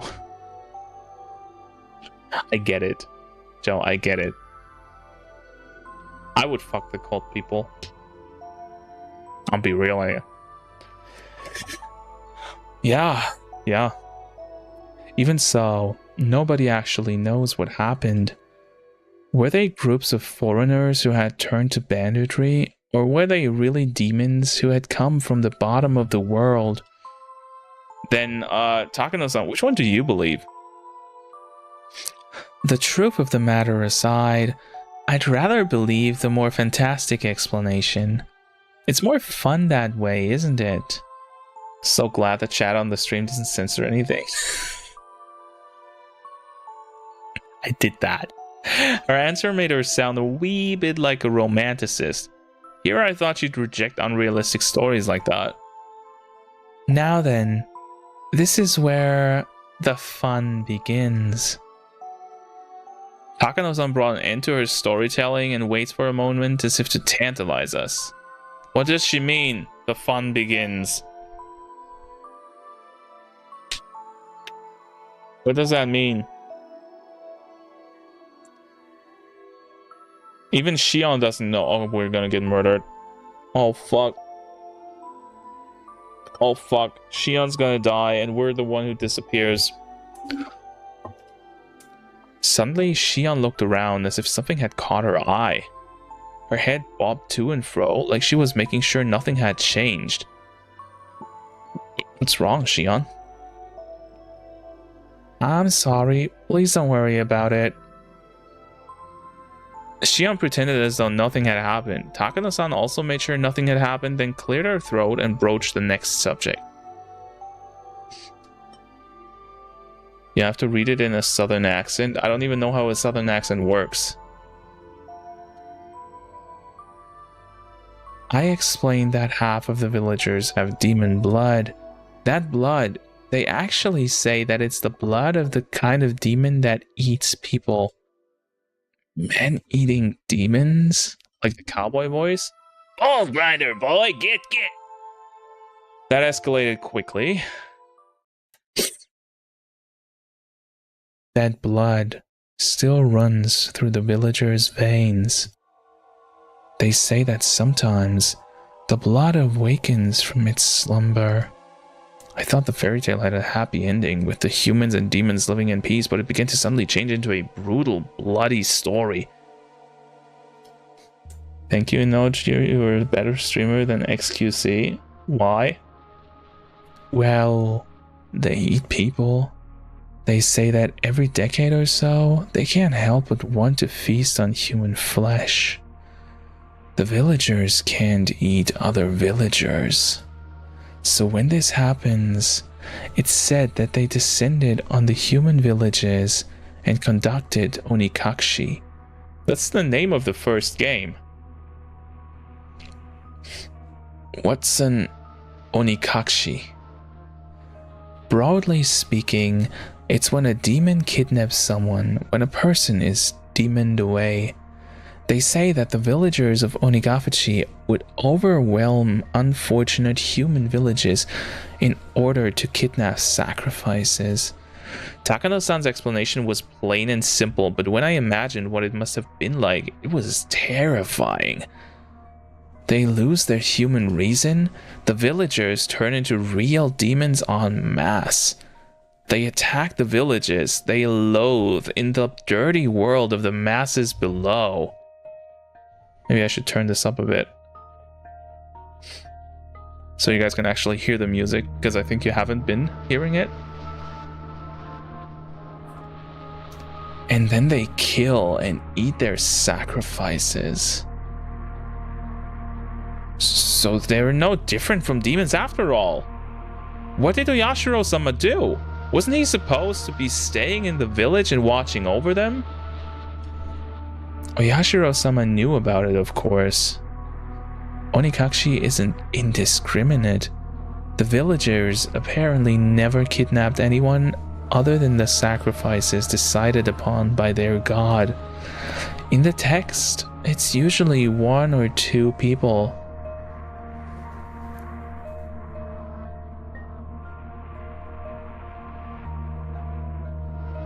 What are you guys talking about? The Delta Rune sound from the start of the game?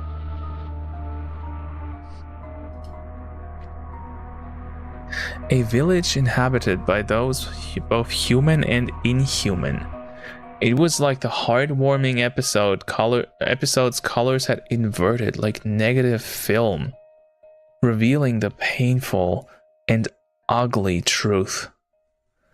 So, on the nights when they stole away villagers, they would feast on their kidnapped sacrifices, which is why the nights came to be known as Watanagashi. What did Toby Fox mean by this? Why did Higurashi use the Deltarune sound?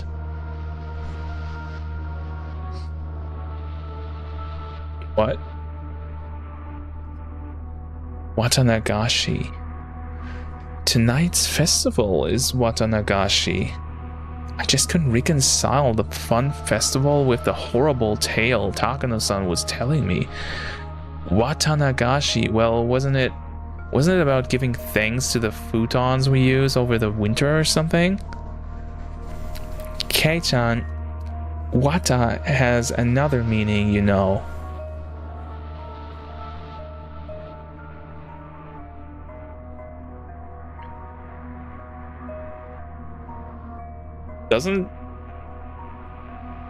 My Japanese isn't super good, so I might be off. But I think it means something like fish guts or something. I think I've heard that in that context before. It means entrails. Shion, who had been silent until now, spoke up. Entrails? Oh, yeah, I guess that's true. Like fish. Oh! Haha!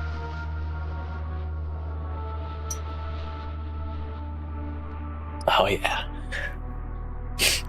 Wait, is that why it smells like fish? Wait, what? Like a jigsaw puzzle, the fun times I had today and Takano-san's grotesque tale clicked together in my mind. Oh, because they all had fish? Watanagashi, so... What spilling? I didn't think saying that could ever feel so nauseating. Holy shit! Oh my god, the music. Yes. It's as you imagine, Aibara-kun. Right now, the Watanagashi festival might just be a somewhat early summer festival, occurring every June, but it used to be different. It used to be a ghastly, cannibalistic feast held on the night the villagers had collected their unfortunate dinner. That can't be true. I had no real reason to say that, but I couldn't help it. Maebara-kun, you said that Watanagashi is a ritual about purifying futons, right? What do you think the futons filled with cotton, with wata, represent? Futons are futons. They're beds. They're things we're sleeping in. What else could they possibly represent? I was rattling on, desperately attempting to deny the horrible festival that Takano-san was describing. Deep down, however, I found myself understanding all too well what she meant. Futons stuffed with cotton. If the cotton represented entrails in both pronunciation and meaning, then entrail-filled futons would have to be humans. Why don't you think back on the offertory dance Rika-chan performed? Oh shit! Oh!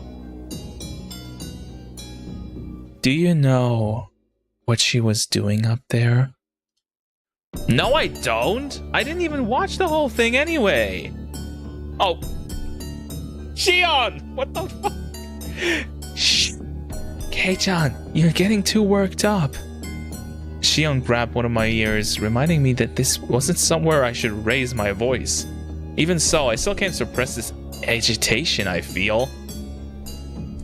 Rika-chan was carrying a festival hoe. You've probably realized it already, but that's not a hoe for plowing fields. It's a tool for dissecting human bodies. Holy fuck. Change the art style? No. Yes. Yes, but this is not the time. Shion is the festival hoe. I said that before. Don't take my joke. Oh shit. Jesus, why do you look like that? Oh my, is this the first time we actually see the guy?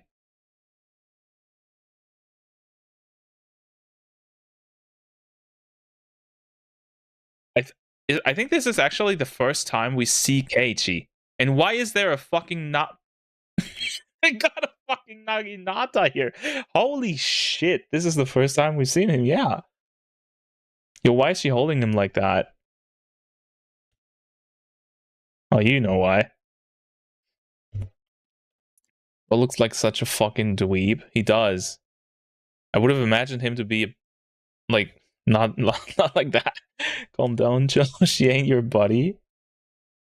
Should have been me. Oh, man. Okay. She's creepy as fuck. Can I just say that? Why does she look like that? Holy crap. I didn't see the dance all the way through, so I don't know what kind of performance Rika-chan was putting on after I had left. When I told this to Takano-san, she kindly explained Rika-chan's dance to me. To summarize what she said, after I'd seen, Rika-chan would pierce the futons with that hoe, cut them open, and pull out the cotton inside. She'd cut the cotton out one bit at a time and set it afloat. That's the kind of ritual it was. Broadly speaking, it was quite the bombastic ceremony where they'd rip out the guts and throw them into a basin, and then the ritual was over. It's thought that afterwards, the villagers, each with a different role, dismantled the flesh piece by piece and feasted upon it.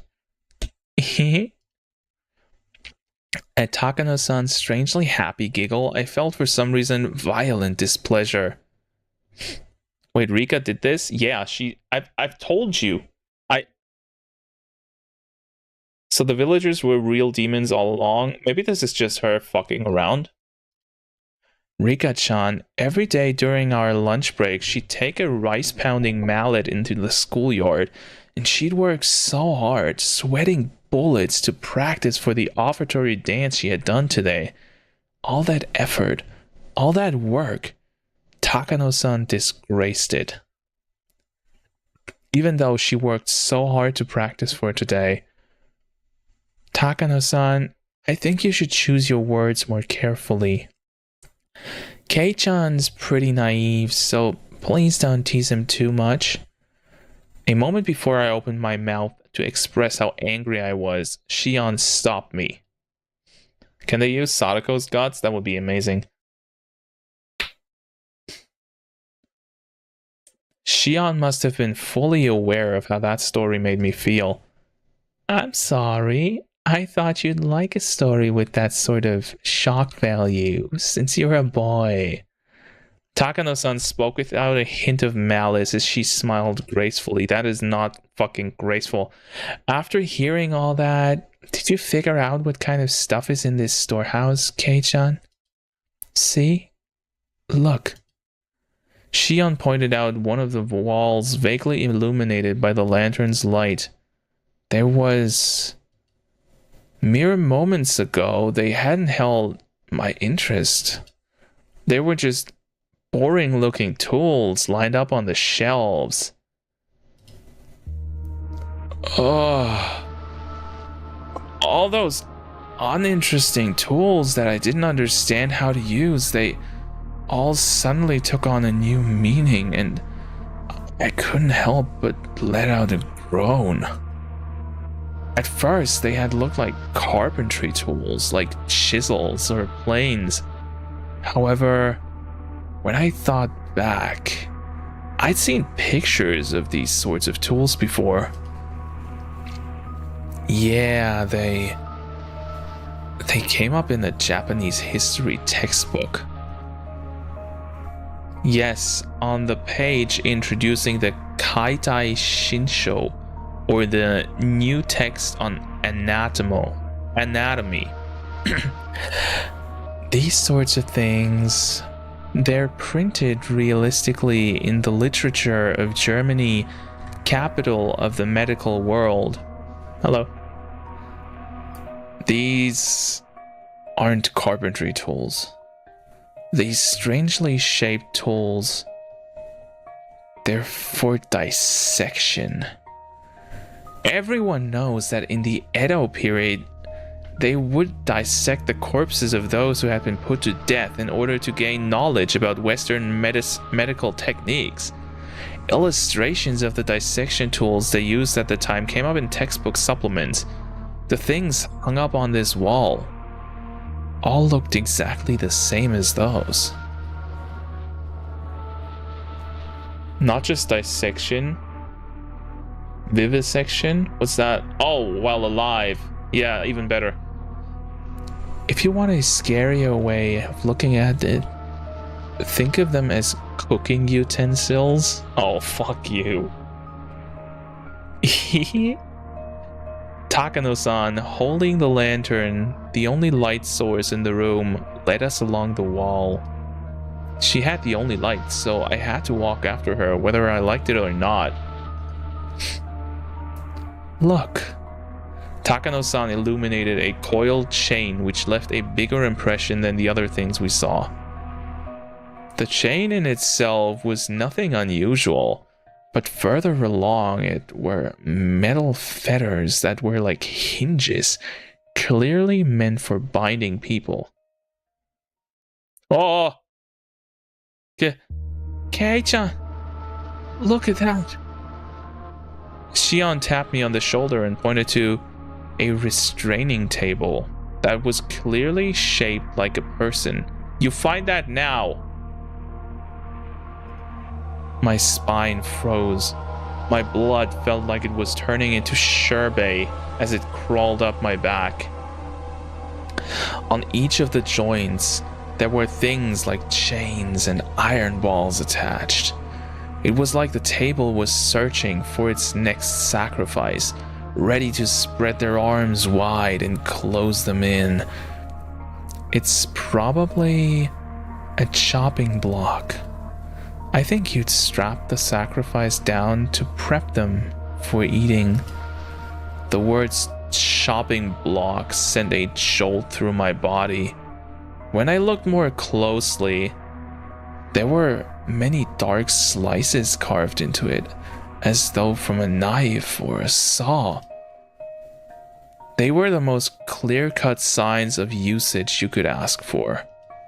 It proved these tools weren't just for show. They were used for their original purpose.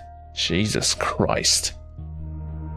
You know, this all sounds like a crazy story that they are just using to fuck with Keiichi. But the tools are actually there, right? So that there has to be some sort of actual history to that. If someone was strapped tightly onto this table, they probably wouldn't even be able to move a muscle. Their guts would be defenseless. You take one of those eerie cooking knives lined up over there, stab them with it, and then you'd slice open their belly and dissect them? I'd heard the stories. This is incredible. Before coming in here, Shion had mentioned she had a good guess of what was inside, but it seems to have exceeded her imagination. There's still more? How about it? More fascinating than a wax museum, isn't it? Takano-san had this happy expression, like she was visiting a toy store for the first time. I don't get it. This Mio Takano person has nerves of steel. Are these bizarre, grotesque objects that fascinating to her? I, for one, was not enjoying myself. I'll be frank. This was all too weird for me. Still, there was something even more horrifying than all this. That would be none other than Takano-san herself. Takano-san, holding the lantern, giving off such a thin beam of light, if she suddenly turned it off, then I would... What would I do when the next moment everything went totally dark? That's why I was scared. Takano-san had the only light. And anyway, I was scared. At some point, Shion started holding on to my shirt sleeve. It was a little annoying to walk like that, but I didn't shake her off. That minor sensation allowed me to feel the presence of an ally here and now. Before we had walked halfway through the storehouse, the air I felt on my skin changed completely. When she grabs you.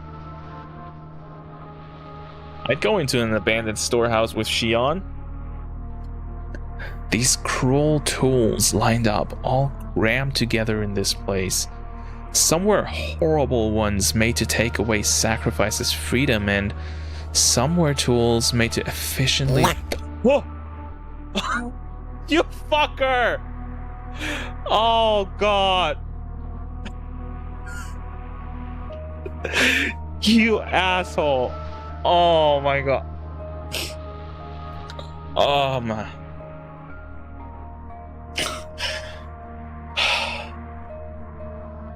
Get walked.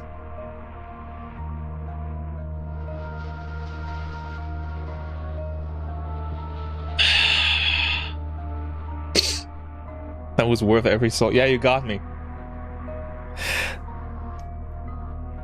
Some were tools made to efficiently disassemble and prepare the bodies for consumption. Those were just the things I understood. There were plenty of other strange-looking objects that I couldn't even guess the purpose of. Now that I was here, I didn't have the slightest desire to hear the details about what sort of terrifying reasons they were meant to be used for. At the very least, they were all completely different from the sort of clean, simple killing function of a katana. Tools to kill people were obviously constructed in such a way that they could kill people. If that was the goal, then the person you used them on would obviously end up dead. The kinds of tools here, however, were different. The tools that were here were for cutting people, for crushing them, for boiling them and cooking them, and for grinding them. They were tools of torture. They weren't made to kill people.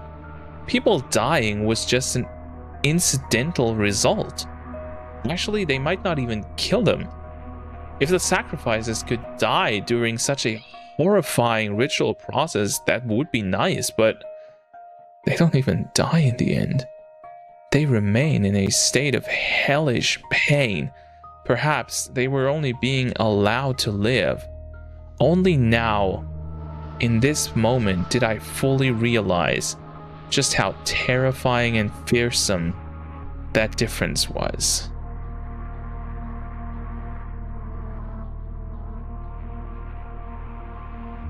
People, you see, most of these wouldn't kill them if used properly.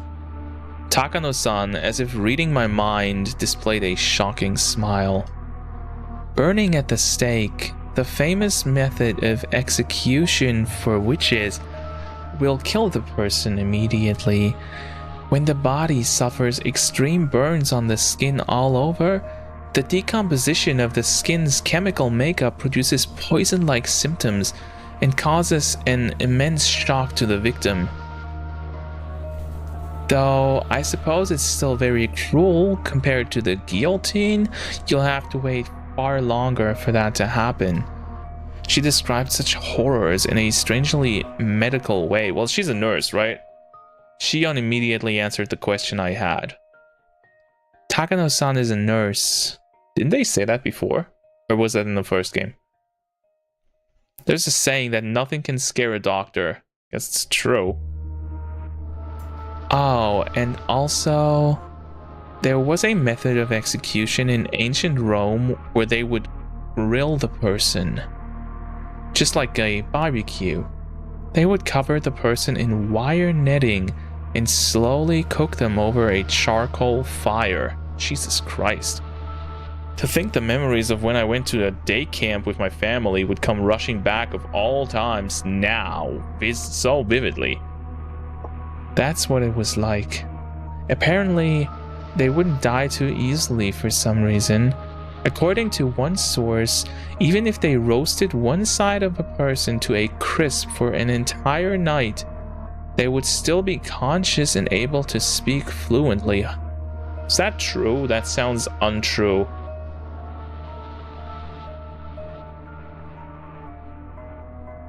That's insane. You'd grill someone the whole day and they'd still be conscious? It said that ancient Rome, famous for their executions, thought of plenty of ways to execute someone while having the victim stay alive as long as possible. Among them, there was one method where they would open the gut, pull out the intestines like sausages, pull them up in a winch, and put them on public display. I've heard of that one actually, that's true. Shion was behind me, clinging to me. Not because she was scared, she was protecting her stomach. You would think someone with the intestines pulled out would die instantly, right? Actually, as long as you do it tenderly and thoroughly, it's apparently possible to pull them all out while the person is still conscious. I felt a sick feeling in my stomach. It was like my organs were coiling up just from Takano-san's stare. I don't think you're gonna sleep tonight. Forgot how lightheaded this stuff makes me. Just imagine that you got like what, 8 meters of colon inside of your stomach, right? They're like, that's a lot. Imagine pulling all of that out and hanging you up on it.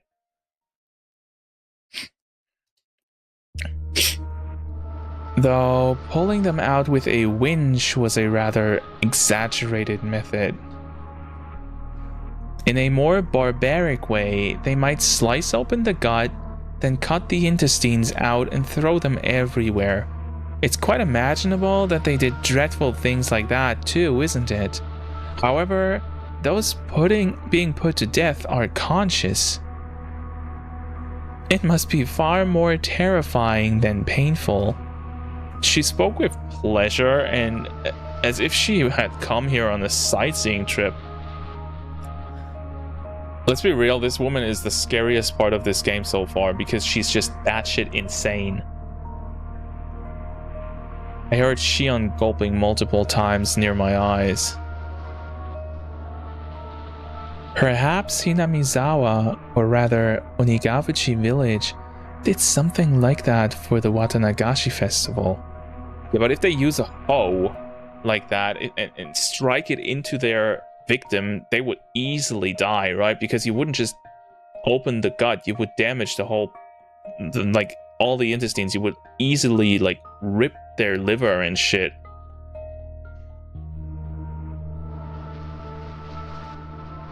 Listen, if you try hard, can't you hear it? I wanted nothing more than to not hear anything at all. So why? Why only at times like these do I begin to hear things I shouldn't be able to?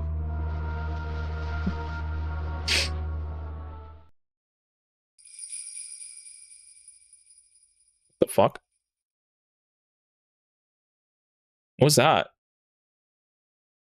Takano-san, having realized she'd scared Shion and I enough at this point, smiled soothingly. Then she turned on her heel, raised the lantern, and began to walk again. If Takano-san left us here, we'd get even further away from the light. Shion and I, no matter how scared we were forced to follow Takano-san along on her field trip through the ritual storehouse. What's with the bells? I suppose we've seen a bit of everything. See? This place is interesting, isn't it? She says, raising the lantern high in the center of the storehouse. The dim lighting didn't change, but for some reason, it felt like I was able to see all of those horrible tools at once. Ah! Can you stop that? Kei-chan, look up. Shion stammered while grabbing the nape of my neck. Oh! I couldn't tell because it was so dark, but there were a lot more tools hanging from the ceiling as well. They all looked like they were made of iron bars, but then I figured it out. Cages. For cages, they were very small. Crammed cages just for one, like a casket. If you got locked up in there... No, you wouldn't get locked up inside it. It was another tool meant for restraining people, where the iron bars would squeeze you tightly. So many, big and large, things of all shapes were hanging down. Takano-san's mention of execution by grilling comes to mind. We weren't just surrounded on all sides by these terrifying instruments. Things crowding the ceiling or even hanging over our heads. For Sadako, you are such an asshole. There are many of these sorts of bird cages among European torture devices. I'm surprised to see them in Japan as well. Well, if the demons, the foreigners, were, like, if the demons were actually foreigners, then chances of them being Europeans and bringing those traditions with them would be high, right? So it makes sense. By the way, I really like the OST, so could you show what OST version you are using so I can search it up? Can we do that after this chapter? I don't want to take too much away from this. Kei-chan, is there something in there? A person? A mummy? Huh? Where? Shion desperately pointed to one of the many human-sized bird cages hanging from the ceiling, but I couldn't tell which one she meant. Being that dark, there wasn't any way you could tell if something was there in the first place. I don't see anything. You sure you're not seeing things? Shion didn't seem convinced, but without a means to confirm for ourselves, we couldn't do much but wonder. Maebara-kun, after seeing this, have you come to believe in all of it? The countless terrible rituals passed down in Hinamizawa? It's got nothing to do with believing in them. Now that I've been shown the real thing like this, there's no possible way to deny it. Even the nations of Europe, with all their beautiful landscapes and legends, were like a maelstrom during the terrible witch hunts in the Dark Ages. It's well known that the era gave birth to countless gruesome forms of torture and execution. Japan was the same way. Didn't it have its own era of hellscape-like torturous feasts because of religious suppression and things of that nature? Hinamizawa itself had such a period. It had that much history behind it. Even in Europe, the land of the witch hunts, that was all far in the past, no more than a series of historical events, and in this age, nothing that abnormal would ever happen. That must apply to Hinamizawa as well. Just as Europe had its dark age, Hinamizawa had one too. That's how this should be taken. Even if these things all really happened in Hinamizawa, they're all long past. They don't have anything to do with the people living in Hinamizawa right now. Maebara-kun, you really do like this village. It didn't sound like she was making fun of me. I'd love to see a JRPG made out of this game. Human history is horrifying. It is. Like, people can be such absolute disgusting pieces of trash if there's no ramification, if there's no, what's the word? Like, if they can't be made accountable for it, you know? Like, if they can just do what they want, they will, and it's gonna be crazy. Takano-san gave me a light smile. Takano-san, you're researching whether those customs survived into the present. You are, right? Shion suggested something that made my heart leap into my throat. Are you telling me that all these horrible things are still going on even today? What I'm about to tell you is a secret, alright? I told you, Shion-chan, because you're an understanding person, but the other villagers don't want to hear it. If things go awry, I could be ganged up on and punished. Shion flashed a devilish smile as if revealing the immorality of it. Maebara-kun, you keep it a secret too, okay? If this gets out, I could suffer Oyashiro-sama's curse, or be made into a sacrifice. If it's the curse, then I wonder what kind of death it'll be this year. If it's the sacrifice, then will I be thrown into the Yonigafuchi swamp while still alive? It is tonight, you know. The night of Oyashiro-sama's curse.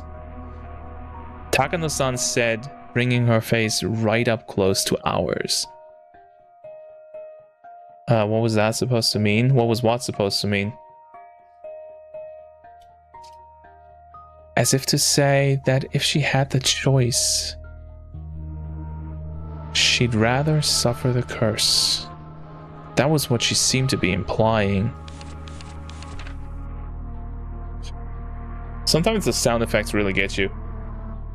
Takano-san took a fairly worn-out notebook out of her bag, then began to flip through its pages. There were all sorts of references and newspaper clippings attached to them, and it had all manner of things written inside. The letters were very small and bunched together, so I couldn't tell at a glance what it was about. What I'd really like to do is search through the National Library for newspapers from the era, but here it is. A photocopy of a page from some book was slid into the notebook, and it, too, was written in small, tight lettering. Oh, ganged up and punished? Well, I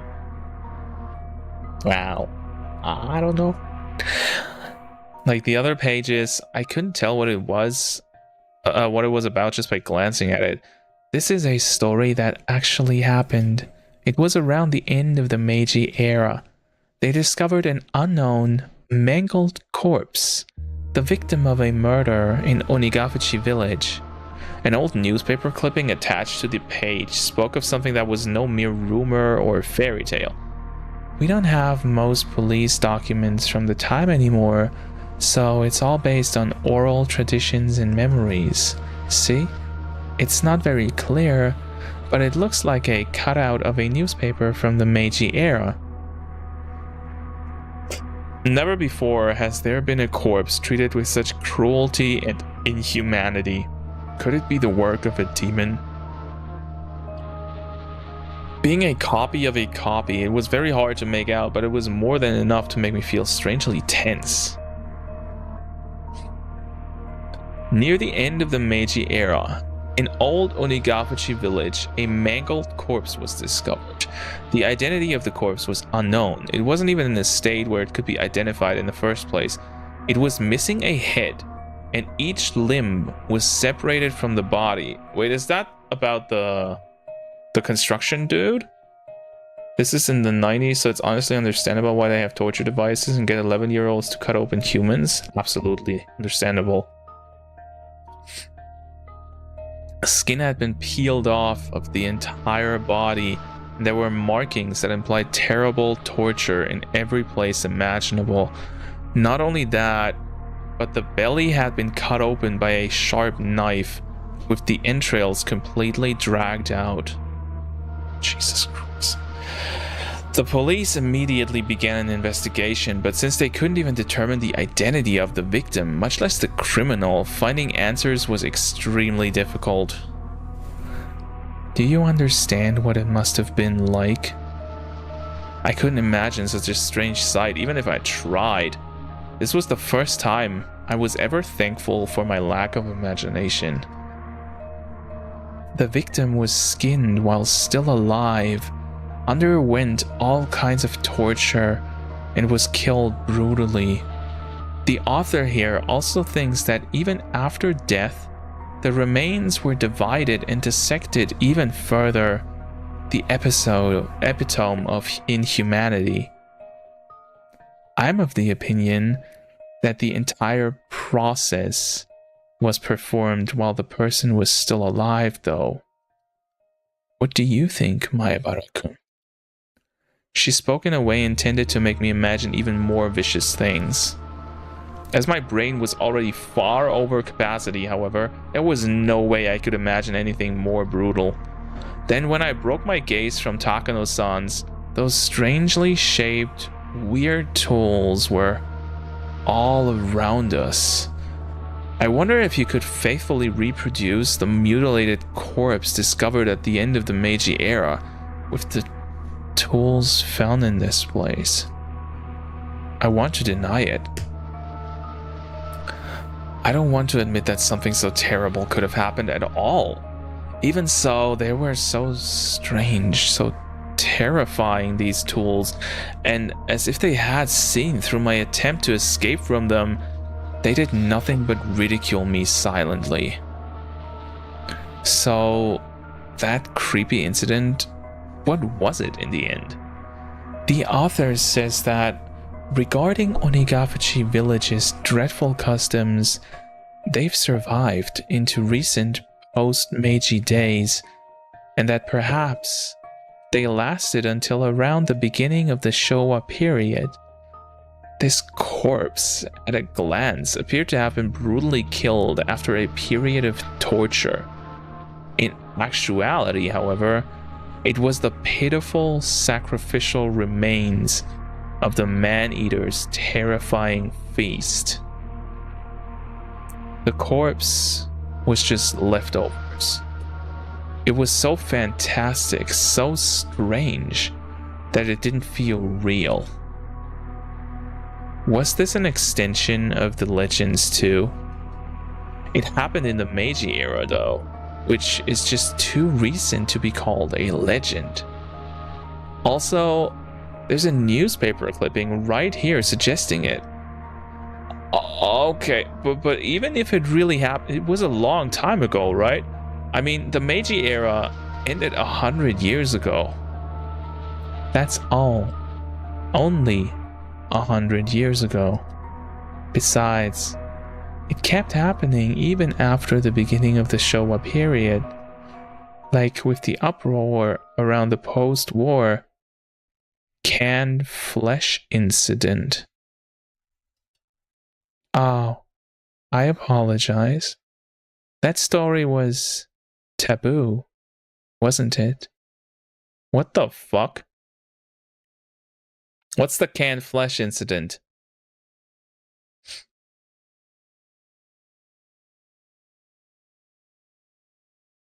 Takano-san immediately stopped talking as if worried about Shion. Shion briefly looked somewhat angry, but that expression soon disappeared. Huh? Takano-san, what did you just say? Canned flesh? Just then, there was a huge creaking noise. Everyone whipped around to look.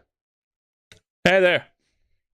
Yeah, so you guys were taking very long, so I wanted to check up on you. How are you guys doing? Well, this is gonna be a great stream to sleep to. This is like gore porn without any gore. Oh, it was Tomitake-san who had opened the door slightly. Oh, God. Did I startle you? Oh, Jiro-san, could you not resist seeing inside? This is a splendid treasure trove of torture devices. I'll pass on that. I'm bad with this sort of thing by nature. Takano-san held her stomach and had to muffle her laughter as if she wanted to make a comment about his masculinity. In any case, the dance and ceremony are over, and everyone's going down the stream. The festival will be over within minutes. Oh, that's no good. Maebara-kun is just such a good listener that I couldn't help telling stories. I'd really rather you not mention me in a place like this. Jiro-san, could you wait out front? Okay, so basically spent the past 40 minutes talking about fucking torture devices, and yes, Tomitake is a real man. Look at his remake skin, not skin, like his remake sprite. Like, this man is a fucking unit.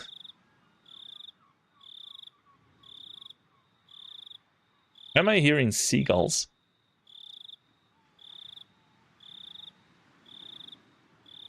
I'm not the only one hearing the seagulls, am I?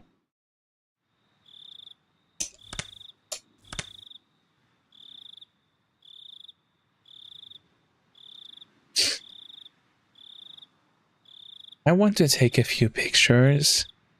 There are actually a lot of tools I'd like to bring home, but we obviously can't do that. She's like grown-up horror fetish Rena. Takano-san took a camera out of her paper bag and began to snap photographs. Dink. Moobs is not a pun. It's like a word. She looked like she was having fun, like she was on a scavenger hunt. Oh, Kate-kun, are you leaving too? I've seen enough. Shion, you're good too, right? Let's get out of here. I want some fresh air. I agree. Let's leave. I did feel a bit of hesitation at leaving Takano-san by herself in this darkness. When I thought about it though, I realized that whatever kinds of evil spirits and ghosts lurked in darkness, none of them could hold a candle to how scary she was. Even if a phantasm were to appear, she'd be overjoyed and flash her camera at it. It seemed like Shion shared my somewhat rude mental images. We exchanged glances and smiled painfully. We left Takano-san there, bathed in her strobe of camera flashes, and decided to go leave the ritual storehouse. Oh, we're out.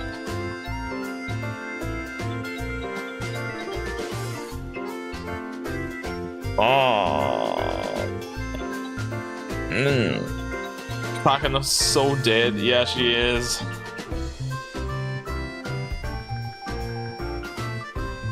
Everyone at the festival seemed to have gone down to the stream, so their voices were very distant. The voices of the bugs, on the other hand, were clear, lending an empty feeling of isolation to the place.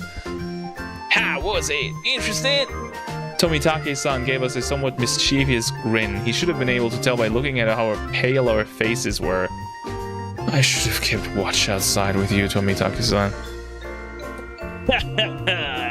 Tomitake-san laughed so delightfully that it wiped away our dark feelings.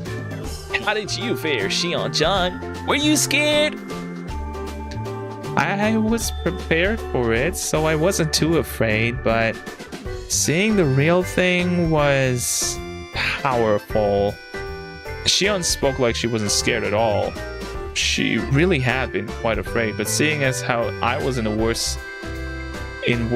worse a state than her, I didn't have much room to talk. As Tomitake-san grinned candidly, my mind, exhausted and locked up by nervousness, began to calm itself. Wasn't too afraid, huh? Yeah.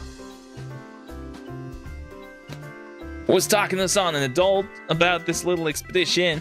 You know how she seems like a child sometimes. I was worried she'd be way too excited. Both Shion and I laughed and left that as her answer. Hopefully, she was only looking at things. I'm worried she'll sneak something out of there, or mess with the ritual implement too much and break it or something. Right, that's quite possible. She is alone in there right now. She might pilfer something small and easily concealed, hiding it in her pocket. Yeah, I can see that. Shion said what I was thinking. You sure you didn't break anything? I could clearly hear some noises like someone jumping up and down. I was getting pretty nervous. Wait, what? I'm sorry. I ran out of film. Jiro-san, if you have any more, could I use some? Takano-san suddenly appeared while we were talking about her, taking everyone by surprise. Tomitake-san smoothly grinned and responded as if nothing had happened. He's pretty mature. I'm all out of spare film. Sorry about that. Jeez. You won't win any Pulitzer prizes by not stocking enough film for any occasion, you know. I suppose that's it then. Tomitake-san scratched his head apologetically. Without film, we're done here. Takano-san seemed to have given up because of that too.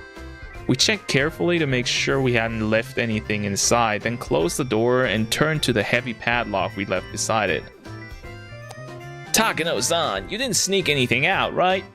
How rude. I'm trying to be not that childish. Clack. Tomitake set the padlock back up to the way it was before. From a cursory glance, it didn't look like thieves had snuck in at all. The way they point this out so much and talk about how well they slipped past their defenses and nobody noticed, I'm pretty sure somebody noticed. 100%.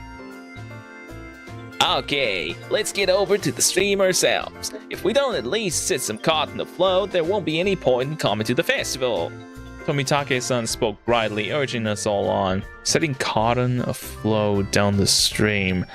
I shake my head a few times, driving away my dismal thoughts as to the double meaning. Takano-san, looking a little let down, kept turning back to glance at the ritual storehouse. Let's just leave it at that, alright? You saw enough to sate your curiosity, didn't you? Oh no, not at all. Everything I found only renewed my interest. All those stories and legends suddenly hold water. After today, I'm going to have to change the way I look at this. Wow, she's truly indomitable. Her curiosity really is something else. Still interested in all this through and through. So what was that about jumping up and down? Okay, I think this is a pretty good place to take a little breather because I need to use the toilet real quick and think. So I'll be right back.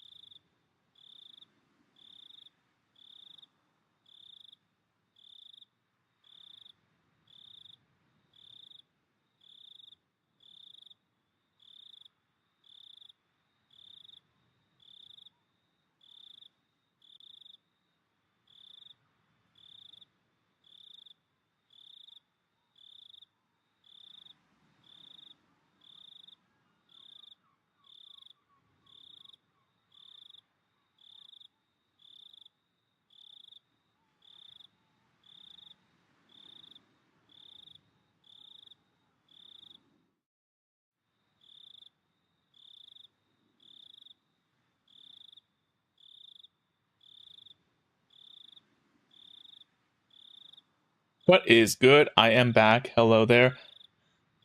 All right.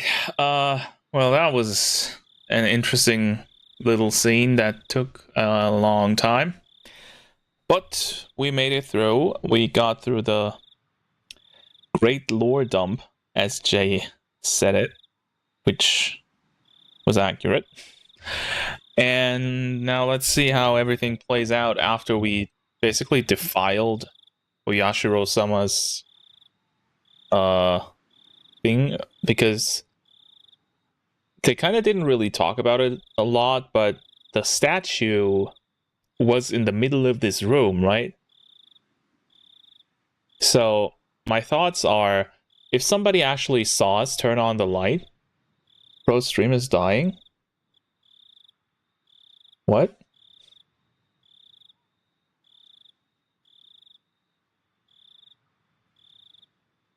Oh, that can't be.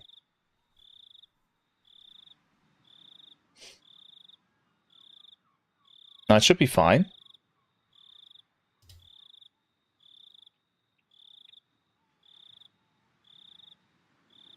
Keeps lagging constantly.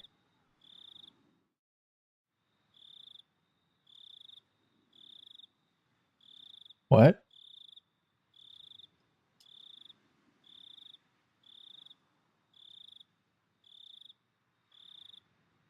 Maybe it's... I'm not sure if it's my Wi-Fi, but it was fine up until just before the bathroom break. Maybe it was YouTube?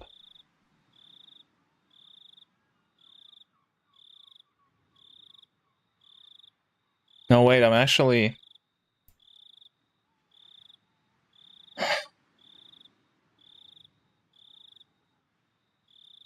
Okay, I'll show you. You see that down here?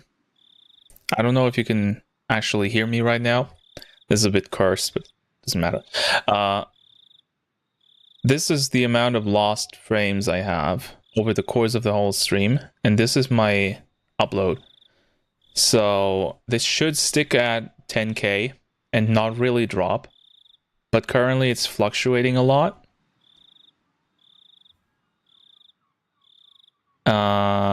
And I don't know why.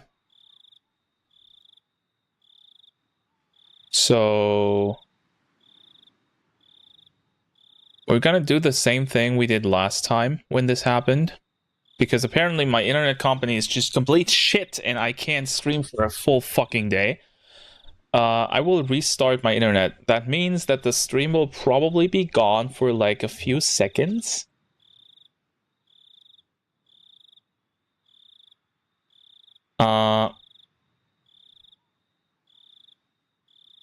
And then I'll be back. Maybe reload on your end. Yeah, that's what I need to do. So, but my internet setup, like the main router box is not up here in like where my stream room is. So I'll have to go down the stairs, and that takes a few minutes. So I'll be right back. I'll let it stick on break. Just so anybody who comes in won't be confused. Give me like 3 to 4 minutes. I'll hurry.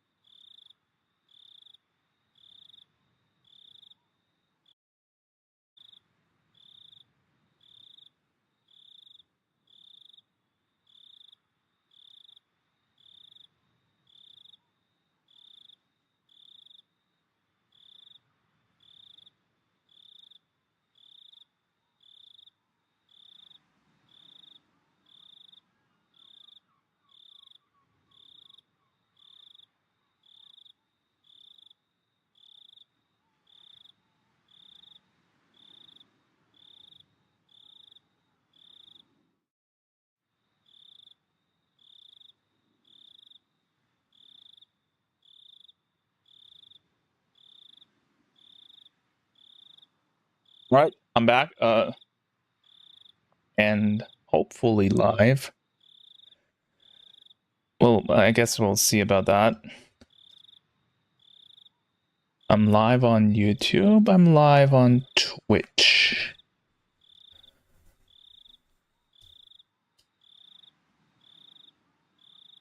YouTube tells me that the current video is not supported because it's interlaced, whatever that means.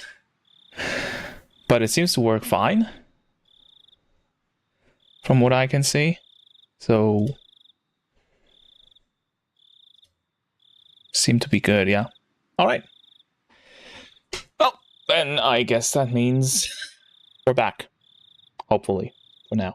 I hate Vodafone. I will never make a contract with Vodafone again.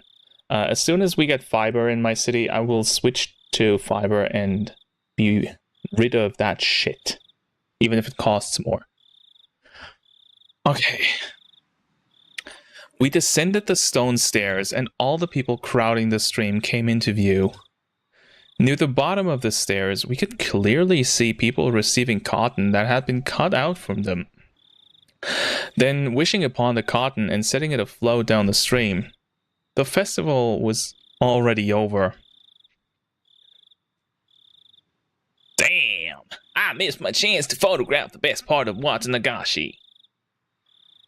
Oh, but it's not too late. I'm going to go and set some afloat. Perhaps you could... Oh, that was Rika's voice. Perhaps you could take pictures of me? Takano-san, with an impish expression, brought her head to Tomitake-san's shoulder. Despite his age, he looked embarrassed. I felt an honest respect for Tomitake-san man to man for dating such a handful of a woman.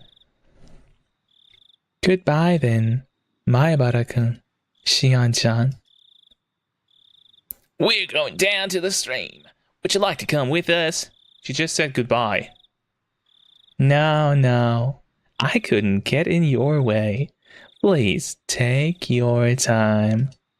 Shion waved her hand to them with an expression just as impish as Takano-san's. Well, aren't you effectively dating such a woman as well, Keiichi? Like, you kind of have a thing going on with Shion, you know? Yeah, Vodafone is shit here in Australia too. Yeah, it's shit everywhere, I think. Tomitake-san, on his part, seemed to want us to come, but whatever. Shion gave a big stretch and sat down on the stone steps. Oh no, chat is frozen on the stream. Oh, okay. Wait, oops. I can fix that. Hopefully. Let's see. Let's reload it and see if it works.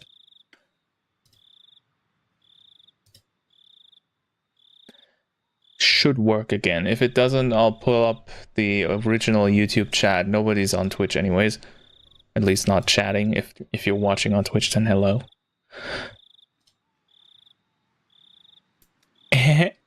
I'm pretty worn out. Same here. I'm exhausted too. Kei-chan, this is your first Watanagashi, isn't it? You go on, don't mind me. I'm tired, so I'd like to stay away from the crowd. Yeah, if we were to go now, we'd barely slip into the end of the cotton drifting ceremony.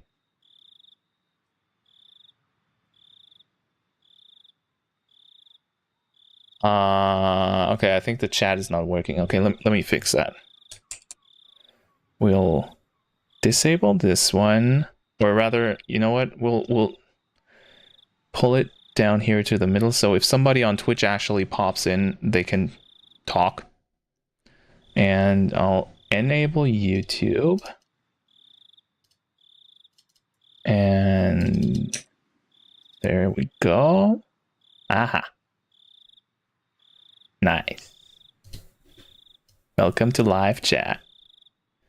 Got it fixed. Shion dies, we quit. Yeah, it kind of sounds like she will, right? Like, if she stays behind now? My sister and your friends might be looking for you too. Go on. Oh, yeah, right. They've been by themselves ever since we got separated. I'd feel bad if they were looking for me. Then Shion suddenly got a playful look on her face, then put her index finger to her lips as if telling me to keep this a secret. My sister is the type that gets really jealous. If she knew I was hogging you this whole time, she'd never let me hear the end of it, so keep tonight a secret, okay? Keep tonight a secret. If she dies, Joe will die of sadness. He'd have to be here for that. Don't say things that are so embarrassing. Not only because of that either. Considering what we were doing tonight, we really need to keep it a secret. Oyashiro-sama's curse might happen tonight, and we four would be the prime candidates. The loosening threads of tension became taut again. Shion, however, burst out laughing. Alright, I'm gonna get out of here before I run into my sister. I really am tired, so I don't have the endurance to put up with her anyway. I can't tell if you get along with her or not. We get along. Though as she said that, her vague expression explained that there are a lot of oddities in a relationship between twins. I'm an only child, so I don't really get it. Make sure you get along with her, okay? Right. Thank you kindly for your meddling. Okay, I'm gonna go.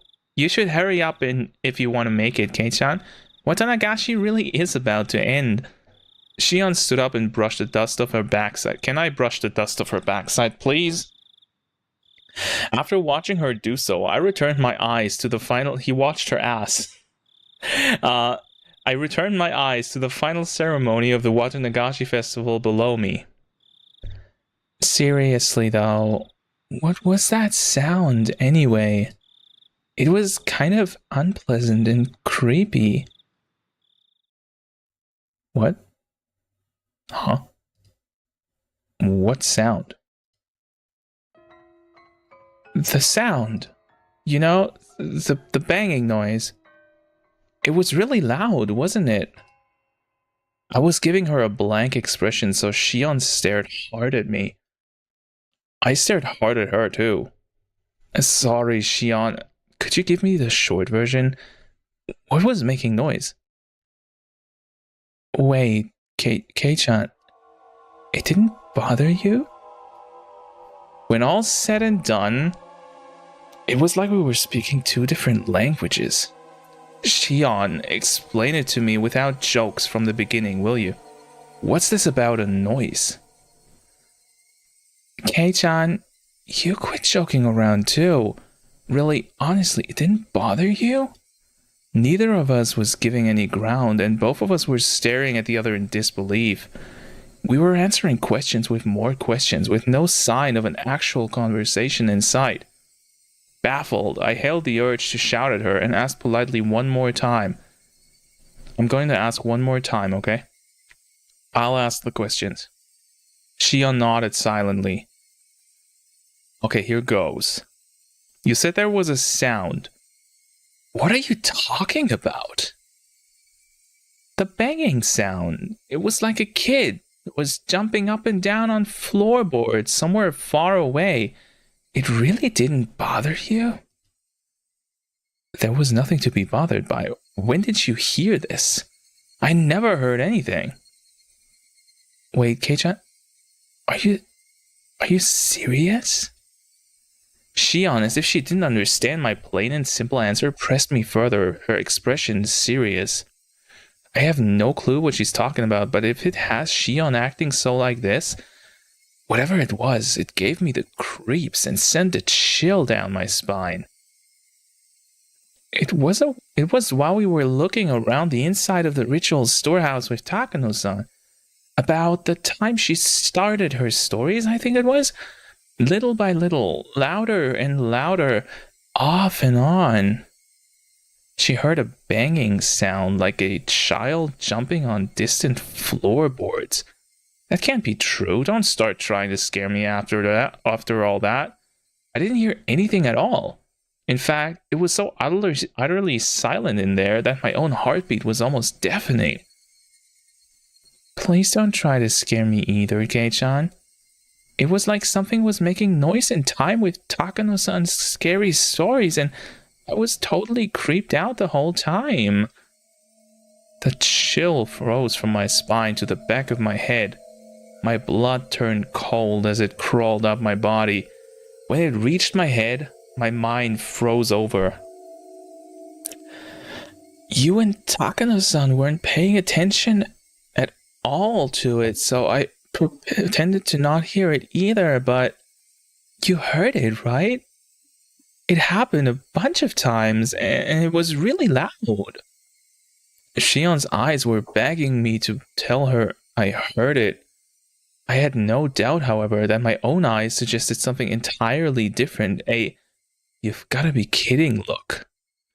In that storehouse, we were surrounded by brutal ritual tools that looked like they were from another planet, listening to terrifying old stories. The whole time, Shion had been hearing a sound that we couldn't hear by herself. Should that make Shion, who heard it, tremble? Or should it make me, who didn't hear it, tremble? I didn't know the answer to that at the time.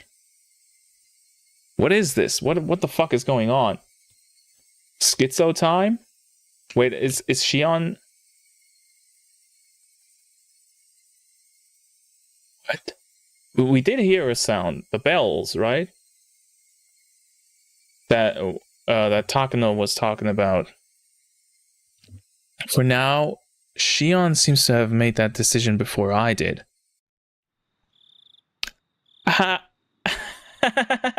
What are you laughing about? I really got you, Kei-chan. I was fibbling the whole time. What? Shion laughed, saying how easily scared I was, and clapped me on the back. Her smile seemed somehow artificial and actually made me feel worse. Then, after leaving me with 2 or 3 generic diplomatic goodbye phrases, she left almost like she was running away. All I could do was look after her, my mouth agape. At the end of the day, I didn't have a clue what was going on. Shion laughed it off and said she had been lying, but she couldn't possibly have been lying. Of course not. And now that I think back, Tomitake-san said the same thing. He did. He also heard something jumping up and down. I could clearly hear some noises like someone jumping up and down. I was getting pretty nervous. Tomitake-san, the most neutral party present at the time, had said that he heard it. Then that noise. It was real? The banging sounds. Sounds as though a child was jumping up and down on some kind of floorboards far away. Oyashiro-sama's curse, which happens every year, might happen again tonight. The most plausible victim candidates were Takano-san, Tomitake-san, Shion, and me. The bustling of the people sounded further away than I would have liked, and the sound of the insects sounded too close for comfort.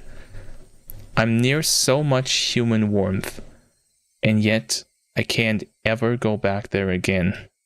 That was the ominous idea that sprouted in my mind. Then all of a sudden I was pounced from behind, causing my heart to lurch. Pounced by Rika. Alright.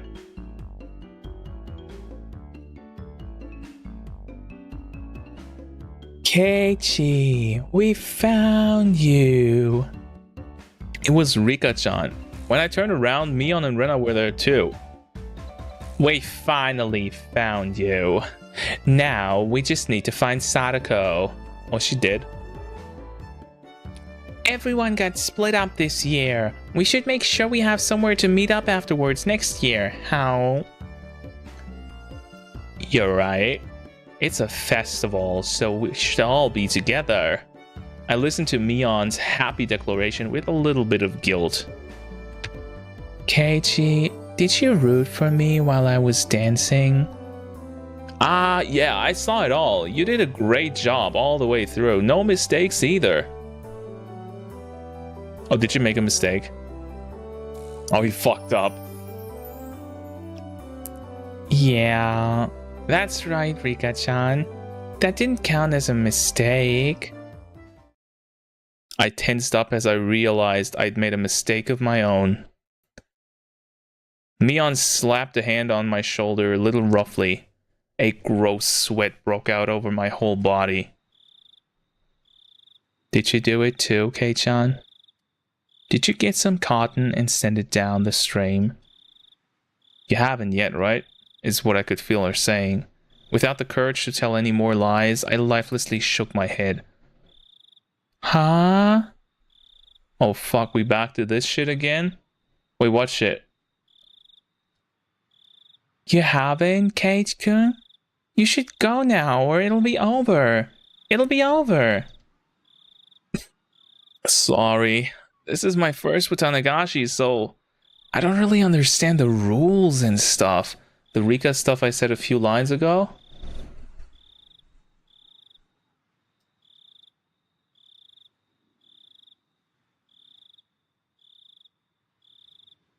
I don't know what you mean. That's right. I'm sorry. Mion took my hands and we started walking down the stone steps. Hey, Kei-chan. Is she gonna be creepy? What? Uh-oh. Did you see Shion? Oh shit! My heart skipped another beat. Maybe Mion could sense my surprise through my hand. No. Oh, well... I sort of think I saw her. You two look so alike, though, so it might have been you? You two wouldn't have gotten that wrong. We're wearing different clothes. Huh. Oh, that's right. Mion's momentary silence was like a death grip upon me. I just can't do anything about that Shion. Well, it's her we're talking about, so we can just leave her be. Mion's expression returned to her former usual smile, and we continued down the stone steps, her firmly pulling my hand along. Why is this staying so long? Why is she... Okay. A little creepy. Just a little bit. Maybe. I don't know. Oh, that was the end of the chapter. Okay. Oh, boy, that was a long one. I hope we can actually get through the next chapter in time. That was gigantic. Yeah, it took almost 3 hours. Well, 2.5 with the internet stuff. Let's go on. We have about an hour left. Oh, look, it's Ace Attorney sound effects. I let out a great big yawn. It was like morning had arrived just as I got to sleep. As Mom set up breakfast, she gave me a pained smile. What was his mom again? The teacher is British. And his mom was... What's the matter, Keiichi? What time did you go to sleep last night? Well, I wanted to go to sleep at midnight, but I had some trouble with that. You were probably all worked up from the festival. No, that's not it. I crunched down hard on the pickled radish to hide my embarrassment. Was he scared? After all that happened yesterday in our discussion about the sound Shion heard, that banging noise like a child far away jumping up and down on wooden floor. The story wouldn't go out of my head, so I had trouble sleeping. It was a long night, and I kept jumping at the slightest sounds of faraway tree branches, which should have been either unhearable or too insignificant to notice. When I woke up to the morning sunlight and birds chirping, it made me feel pretty ashamed about it, but I felt far from refreshed this morning. Kate-kun, good morning. Huh? Kate-kun, your eyes are all red. Why is that? Why? Oh, hey, good morning. I didn't get much sleep last night, so I'm sleep deprived today. That one was real. The festival yesterday was a lot of fun. Rena's excitement took a long time to go to sleep. But Rena's excitement took a long time to go to sleep. So I took a long time to go to sleep too. To sleep. Wait, does the noise sound like a child jumping up and down floorboards? I don't know. Maybe the game should tell us again. I not so sure. In Rena's case, her excitement seemed to be still wide awake. They should have this kind of festival more often, so we can have lots of fun together again. How? Yeah. Rena talking about the festival yesterday made me remember everything I had nearly forgotten from sight. What does the noise sound like? Sex. In a creaky bed.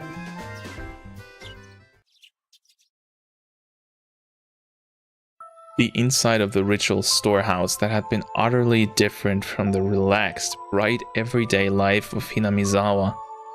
All those stories that Takano-san told me too. The mysterious incidents that occurred on the day of the Watanagashi festival every year. The strange incidents where one person would die and one would disappear. The old stories of Hinamizawa flickering like a candle behind them. The numerous and horrifying traditions of Onigafuchi village. The villagers with demon blood in them, the terrible cannibalistic feasts, the poor sacrifices kidnapped from human villages, victims of the Onikashi. To quell the rage of Yashiro-sama, the ritual involving living sacrifices. There were also many, many others. There were so many stories that just remembering them put me in a foul mood. Most of them weren't fiction either, they were true. We didn't need to fear them just because they were real though, since it all happened so long ago. Such a very long time ago. Explains the 50 Shades room? Nothing explains the 50 Shades room. Where's Mi-chan? She's late. Huh? Before I realized it, we had arrived at the place where we'd usually meet with Mion. Probably because I was so lost in thought. We agreed that if she isn't here by now, we can just go on ahead, right? Should we? Is Mion dead? Mion being late wasn't too rare an occurrence, but today she was unusually late. A few of the ominous tales from the night before came back to life in my mind again. Who would die this year, and who would disappear? It couldn't have been Mion? What should we do, Kate-kun? If we don't get going, we'll be late. She'll be here. She didn't call to tell us she'd be staying home today, right? Let's just wait 5 more minutes, okay? Rena looked at her watch and seemed a little worried, but then she nodded with a satisfied smile. It's gonna be Shion. I think it's gonna be Shion and Tomitake, the two that heard the sounds. And they're gonna establish that hearing the sounds equals you're gonna be the sacrifices. If we had to wait 5 minutes, we'd have to run as fast as we could to school or we'd be late. As soon as I thought that, we spotted Mion running towards us out of breath. Mi-chan, you're late. You waited? You should have just gone ahead. Mion was breathing heavily and her face was all red. Her house was right down this road, wasn't it? It wasn't far enough away for her to end up like this, was it? Mi-chan, are you not feeling well? Huh? Now that she mentioned it, Rena pushed Mion's bangs away and put her hand to her forehead. Rena, your hand is pretty cold. Mi-chan, you're a little bit warm. It's no big deal. Give it half a day and I'll be fine. I'll be fit as a fiddle. Are you really okay? You don't have to push yourself, you know. Oh, what's this? Kei-chan, are you worried about me? That's nice of you. That answer wasn't like Mion at all. That's Shion. 100% that's Shion. It has to be Shion.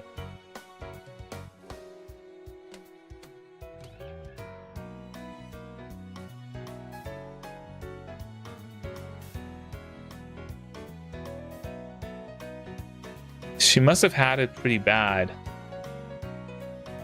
I just think you shouldn't push yourself so hard. We can tell the teacher you had to take the day off. I'm fine. I took some medicine. I think it's already working. Mion forced an energetic expression onto her face and flexed her biceps at us. Okay, then let's go. Don't overdo it, but of course there's the time. What? We need to run or we won't make it. This morning sure is thrilling. Maybe it's just what I need to shake off this slowness. Let's run. Hey, wait, you're sick. Don't go overboard. Mion began to run vigorously.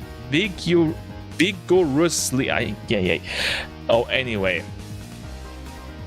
Mi-chan is older than us, right? She knows her body better than anyone. Just because she's a year older doesn't mean she's better at biology than you. I decided to leave it at that and assume she was fine. Great, then we should get going too. We began to run after Mion. Meet the Spy Anime Edition? There's an imposter among us? I mean, probably, right? That was... Or it was a red herring. You guys think it wasn't? I totally think it was. The school looked the same as always. The hours passed listlessly and my lack of sleep took its toll. If there was a sport where people competed by sleeping, I'd be the world champion right now. More school? And maybe it's not so bad, who knows? The trick to overcoming this sort of dangerous situation was to hold your pencil upside down. That is the dumbest thing I've ever heard. Why, you ask? So you don't draw strange patterns all over your notes while asleep? What? If you were holding your pencil upside down, that wouldn't happen, would it? Yeah, but if you fall asleep, you're literally poking your eye out. I didn't even think about the notes. I thought he was saying that if you hold it upside down, you're running the risk of hurting yourself so you don't fall asleep. The moment the Pizza Tower music starts playing, I'll quit the stream. Something that felt like an eraser hit me in the head 6 times. Ow! Ow! What was that for, Sadako? I haven't done a single thing! Who else would play a prank on me like this? Oh, it was chalk, not an eraser. Behind me, like a female outlaw might hold razors, was the teacher's shadow holding 3 pieces of chalk in each hand. Rumble, rumble, rumble. My Barakun. Go and wash your face. Go and wash your face. Right, gladly. That alone was enough to wake me up, but I flew out into the hallway as if shoved out by the pressure executed by the teacher's sheer power. If I was gonna wash my face anyways, then I would rather use the sinks out front rather than the ones in the dark restroom. Thinking that, I left the hallway and went to the entrance. The sunlight was strong. So strong you wouldn't think it was June. I turned the faucet, and with a lifeless bubbling noise, lukewarm water came pouring out. If I let it run for a few moments, would it get cold? I looked at it absent-mindedly for a little while. I knew you'd choose these sinks, Kei-chan. The ones out front just feel better, don't they? Neon? Oh. No cutting class now. I stuck my hands into the water to find it had gotten so cold that it seemed strange it had ever been warm. I scooped it up and splashed it against my face. Once I was done, I moved out of the way and Mion did the same. Mion, how is your cold doing? You're sleepy because of the medicine, not from lack of sleep, right? Actually, this is a secret, but after the festival yesterday, I got wrapped up in the party my relatives were having. And, well, I had a bit. Wait, she got drunk?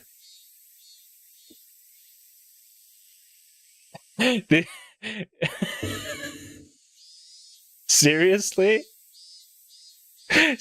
She got wasted? And that's why she's not feeling well? No way. A bit. She made a gesture like she was tilting a cup into her mouth. Which means you didn't have a cold or anything. Are you hungover? How old are you? Nah, give me a break. I really don't feel well, you know. I suppose she'd be feeling lousy either way. Still, you treat colds and hangovers in completely different ways. I was worried over nothing. Man, I guess that's just like you, Mion. Mion scratched her head, a little embarrassed. She didn't seem to be feeling well, but now that I knew it was a hangover, I didn't need to worry too much. It would go away with time, after all.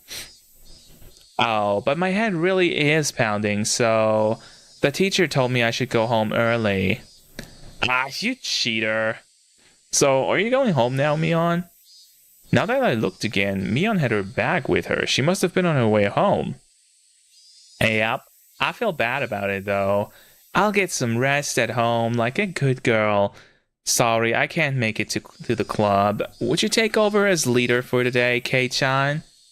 I don't know if that will happen. We have that unspoken rule where we don't do club unless everyone is there, don't we? Thank God for the hangover. All right. We never did it when you had to go to your part-time job, did we? Mion laughed wryly, saying we didn't need to worry about her. No matter how much fun we have, though, I think that feeling guilty about friends who can't share in it is a sign of a really fantastic friendship. In that sense, the club Mion had created is a wonderful thing. As I thought about it, the moisture on my washed face dried up. I suppose we were talking too much. If I didn't get back to the classroom soon, I could get in trouble. Booze, I hate it, but in this case I love it. Okay, later. I'm going back. Be careful on your way home. Don't wobble into a sewer or a brook, got it? I left it at that, turned around, and started heading back to the classroom. Oh, one more thing, Kei-chan. Mion stopped me, and I turned my head to listen. What's up? This may sound weird, but don't think too hard about it. Well, that depends on what it is. Last night, near the end of the festival, did you see Tomitake-san or Takano-san anywhere? I suddenly tensed up. You know, Tomitake-san and Takano-san, right? You remember, Kei-chan, when the four of you were talking during setup the day before? If I could, I wanted to forget about sneaking into the storehouse that night as soon as possible. So hearing the names of the people I was with at the time really got to me. Besides that, though, why was Mion asking me a question like that? I ended up staring at her, unable to answer immediately. Was she asking to see if I had seen them or not? Or was she asking the question knowing that I had? I couldn't tell. Oh, well, maybe. I might have seen them around. I don't know. My vague response was clearly not to Mion's liking. What answer was she expecting from me? There was no way for me to know. I see. Then, one more question. On the same night, Did you see Shion? Didn't she ask that last night? My heart leapt into my throat again. The tiny needles buried underneath Mion's words pricked into me. Didn't you ask me that yesterday? I think I told you I wasn't sure if I had or not. Did you? I guess I just thought I'd get a different answer if I asked you again. I suddenly noticed something in Mion's eyes. Something indescribable. What the fuck is going on? Tomitake-san and Takano-san. Shion, too. She was asking me about them. There was no doubt about it. Last night, the four of us snuck into the ritual storehouse. She knew everything. So what? There's not really a curse anyway. That's right. Even Shion and Takano-san said yesterday during the festival that there was no curse, and that rather than a curse, it was the doing of the villager. My blood curdled. Mion was, almost without a doubt, aware that we snuck into the storehouse. It was nothing strange. I screwed up bad flipping on the light switch that night. If Mion had been searching for me, it was simple to imagine that she had seen that momentary light and come to find out what was going on. Did you really not see her? Why are you so intent on knowing if I did or not? It's not important. It's just that there are some people who are speaking poorly of Tomitake-san, Takano-san, Shion, and you, Kei-chan. I didn't really hear what they were saying, though. Unpleasant sweat dripped down my arms, and the sound of it hanging from my fingertips was annoyingly loud. I don't believe that you were doing something bad. I just wanted to ask a bit about it, so I did. Sorry for making you feel uncomfortable, okay? I found myself unable to reply.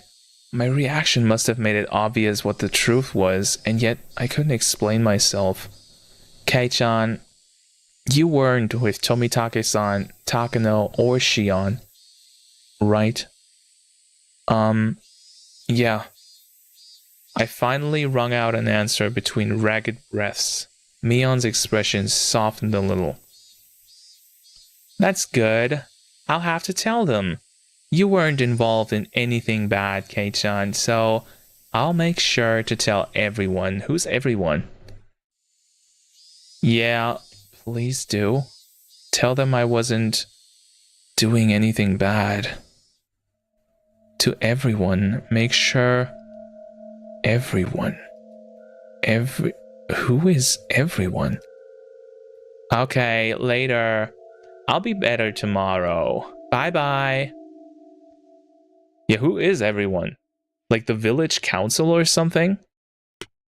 Like, did they...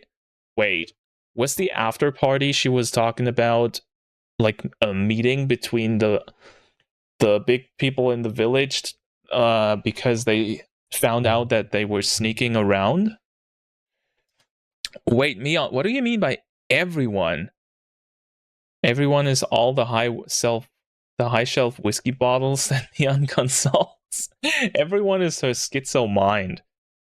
Just then, a freezing cold hand touched the back of my neck. Oh, she's still around. Aye! You're late, my Barakun. How long does it take you to wash your face? It was the teacher. I was taking so long, she came out to get me. I'm sorry. I was just speaking to Mion.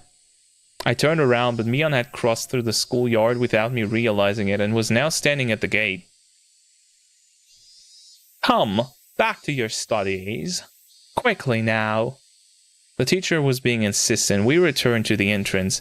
I looked back one more time and Mion was nowhere in sight. Okay, so the creepy stuff begins.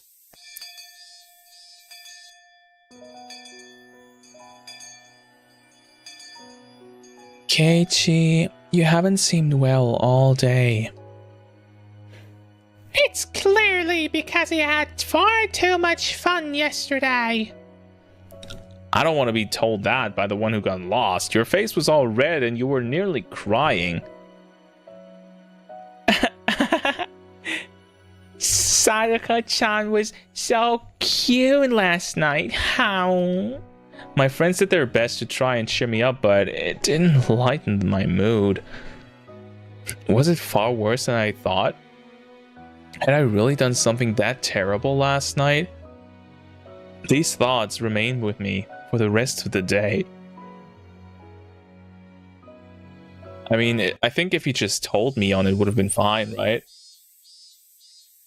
If anything, the fact that he lied will probably be a problem. Bye, Keiichi-kun. I'll see you tomorrow.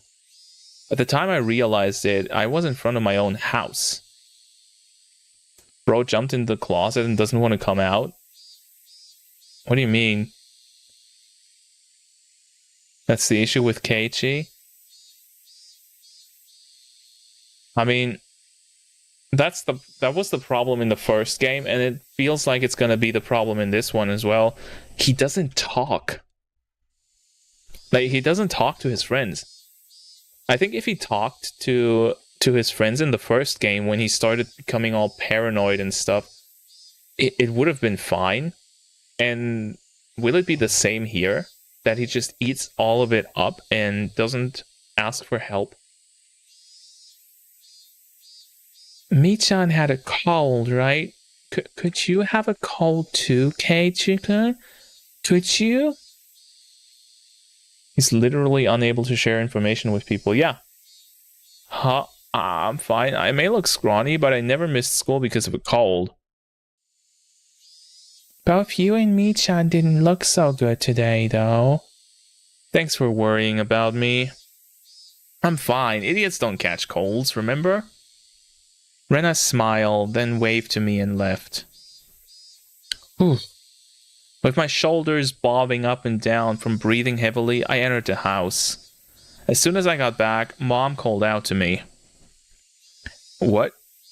Keiichi, I'm sorry, but could you go to the library and return a few books for me? Huh? I don't feel like it. Your dad and I have to wait inside the house for a phone call right now, so we can't leave. I need to return them today. Could you please do it? Shish! Did it have to do with Dad's job? No point in arguing if they brought that up. I guess so, but I don't know where the library is. Oh, you don't? It's a little bit past Okinomiya Station. Just then, the phone rang. My parents' faces immediately turned grim.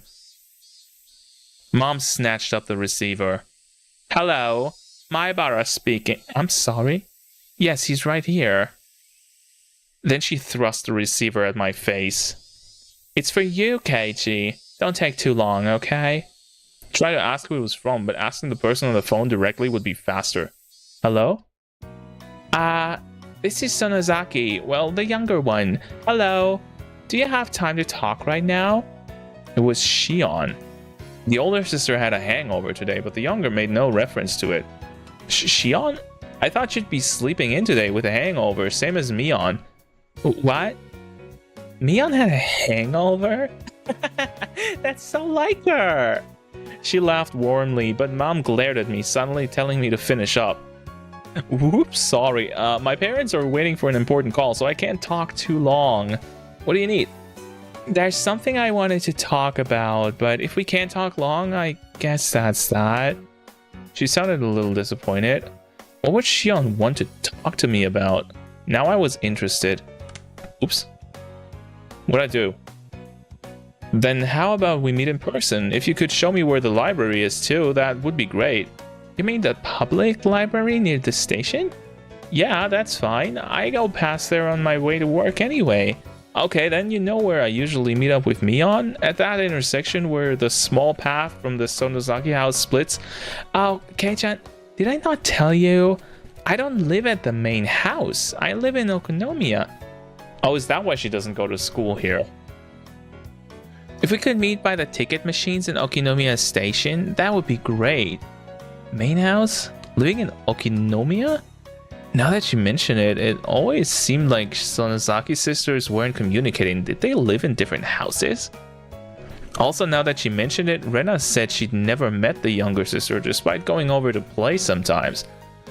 Let's meet at the station then. I'll go there right away. Bye. I set the receiver down and Mom immediately thrust a large pile of library books in my face. 6 volumes of long-form mystery novels. So Higurashi. Mom had her own hobbies. Thank you, Keiichi. Be back by nightfall. Got it. Okay, I'm going. I suppose I changed my clothes and grabbed my bike key. I climbed the stairs to my bedroom. Oh, that was fast.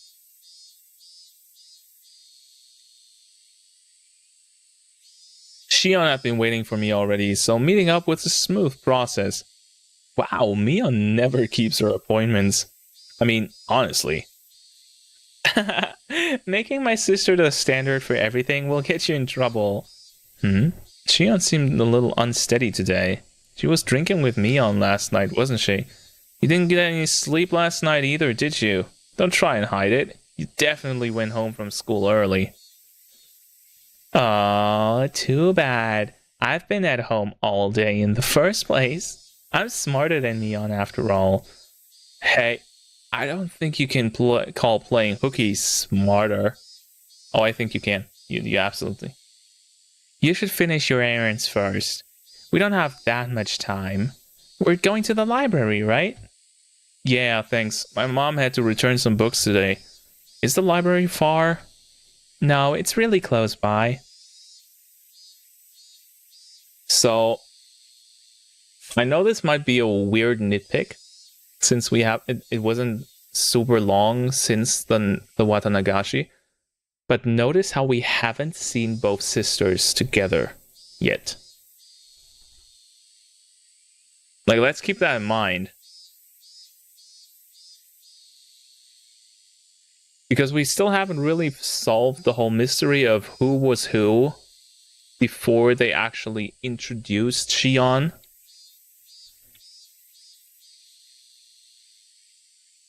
You know? So, it could still be one impersonating the other, right? And they just, Keiichi just said she was wobbly. Well, they have both been on screen together. No. And been in the scene together, I guess. Yeah, but not in... not since the Watanagashi. Like, not after the... Probably the murders happened. As she said that, we spotted the signboard for the library almost immediately. If it was this easy to find, then I guess I didn't need Shion to show me where it was after all. We rode around a bend and the building was right there. That's a big library. Wow. Shishibone Public Library. We lived in the country, so I hadn't expected too much, but it was pretty big. The first floor was actually a government office, so the library was only on the second floor, but it still looked large enough to fit a decent collection of books. Okay, that explains something. Yeah, that's a Japanese library, alright. We passed through the automatic doors and were greeted by the cool breeze of an air curtain. The cicadas had been loud outside, but it was quiet inside the library. The air conditioning inside was keeping the temperature at an ideal level for the books, which had that mildewy smell. What is mildewy or mildewy smell unique to old paper? I guess every library is basically the same. If there was one difference, it was that people studying for tests weren't taking up all the seats. I was one of those people, but now that seemed like a distant memory. Hello, I have books I'd like to return. The librarian went through the process of checking them in and then returned my mom's library card. Shion was going around the bookshelves with a deeply interested look on her face, like she wasn't the type who went to libraries very often. Sorry for the wait, I'm all done. Libraries are sure are nice and cool, aren't they? I want to work in a library one day. Don't know whether to call that boring or dependable. It's a pretty small dream compared to your sister. Mion would definitely want to be a hard-working employee for an international trading company or some other crazy job that involved her running all around the world. Compared to that, what Shion said is pretty heartwarming. Well, we need to keep our differences dear to us. We're not copies, we're two different people called Shion and Mion.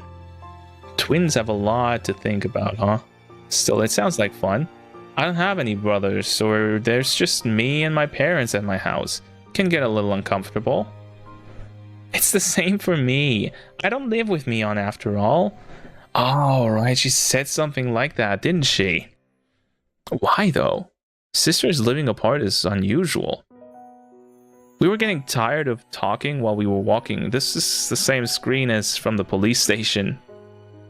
We ended up going to the lounge area, which was vacant, and continuing the conversation.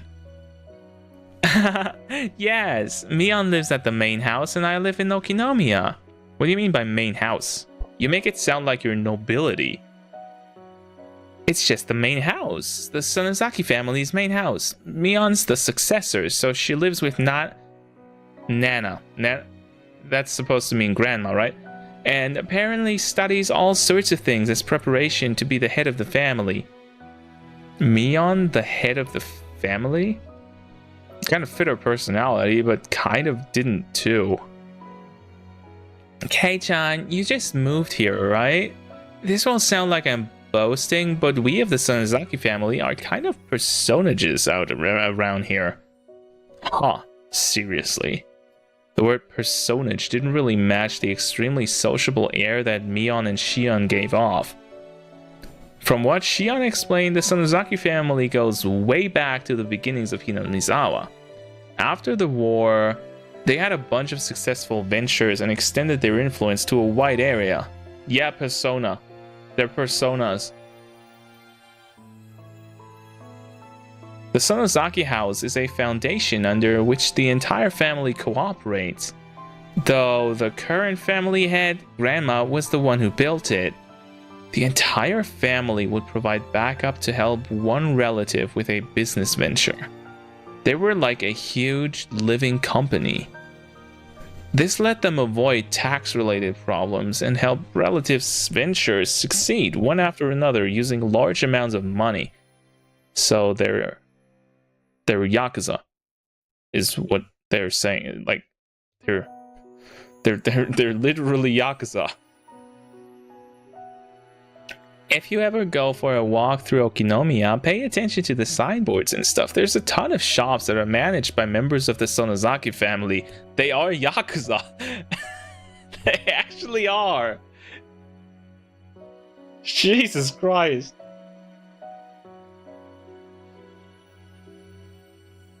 I told you she was acting like a Yakuza character when she protected us from the thugs. Tax evasion. Holy shit, now that you mention it, that toy store looked like it was managed by relatives as well. Does that mean your relatives operate Angel Mord too? Even what few shops I was familiar with were involved with the Sonozaki family. It was definitely surprising. The family is particularly strong in finance and real estate. Even a lot of members of the Chamber of Commerce and Industry either have the last name Sonozaki or their relatives. Okay, it's not just Yakuza, it's like a literal inbred cult. I mean, if she's a Yakuza daughter, she wouldn't even be scared of these thugs. She would just tiger drop them. Well, she kind of did. You just weren't there, right? So there are some Sonozakis in the city council and the prefectural assembly too, since they have the Okinomiya area giving them strong electoral support. Wait a minute.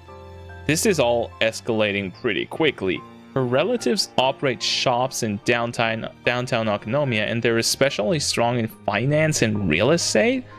On top of that, a lot of those in Chamber of Commerce and Industry are relatives, and there are even people elected to local offices. So then the Sonozaki family, it's pretty famous in this area. Yes, it's crazy. All of a sudden, a cigarette-smoking, overweight old man interrupted our conversation. Wait, I know this guy. Hello. Good afternoon. Are you on a date today? Ah, what I would give to be young again. If you thought we were on a date, then why were you bothering us, Oishi-san? That was it. He was Oishi-san, a police officer. This is just the plot to Yakuza Like a Dragon? I haven't played that. I thought it was this person who came to my rescue when I got involved with those delinquents before. Now that I thought about it, Mion didn't seem to like him very much. Wasn't it Shion that met him? Creepy man has awoken. Welcome back. No, I apologize. I heard a familiar voice, so I came over to see. Oishi-san laughed coarsely, not showing any sign of giving up. As Shion watched him do so, I didn't feel the same sense of malice from her as I had from Mion. I was always here. Okay, then not welcome back. Hi, Bara-san, right?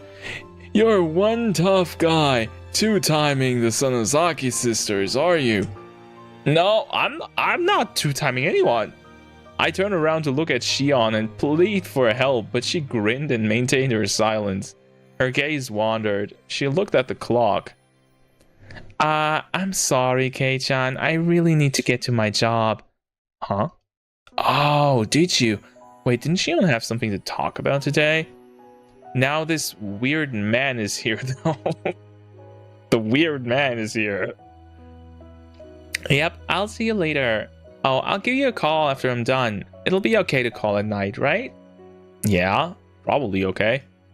Then I'll talk to you later tonight. Bye.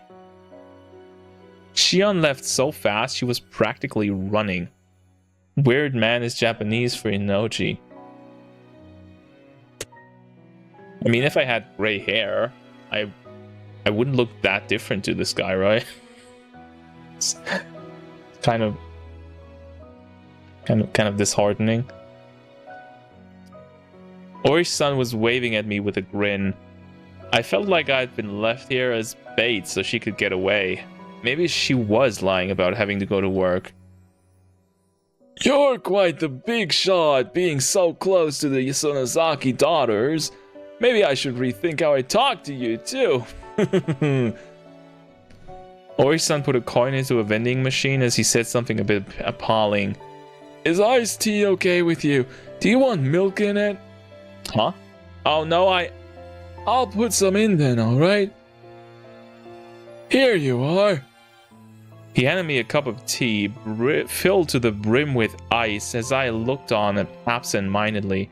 I don't think I'm obligated to have a guy like this buy me a drink, but he did get it from me, so I'll thank him.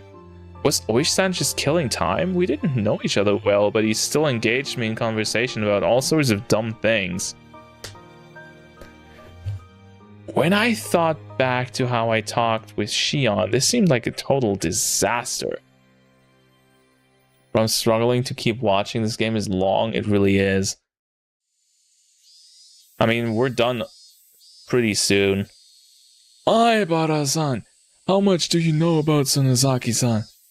Other than what I heard just now, nothing. Until then, I hadn't known anything about either Mion or Shion, other than the fact that they were interesting.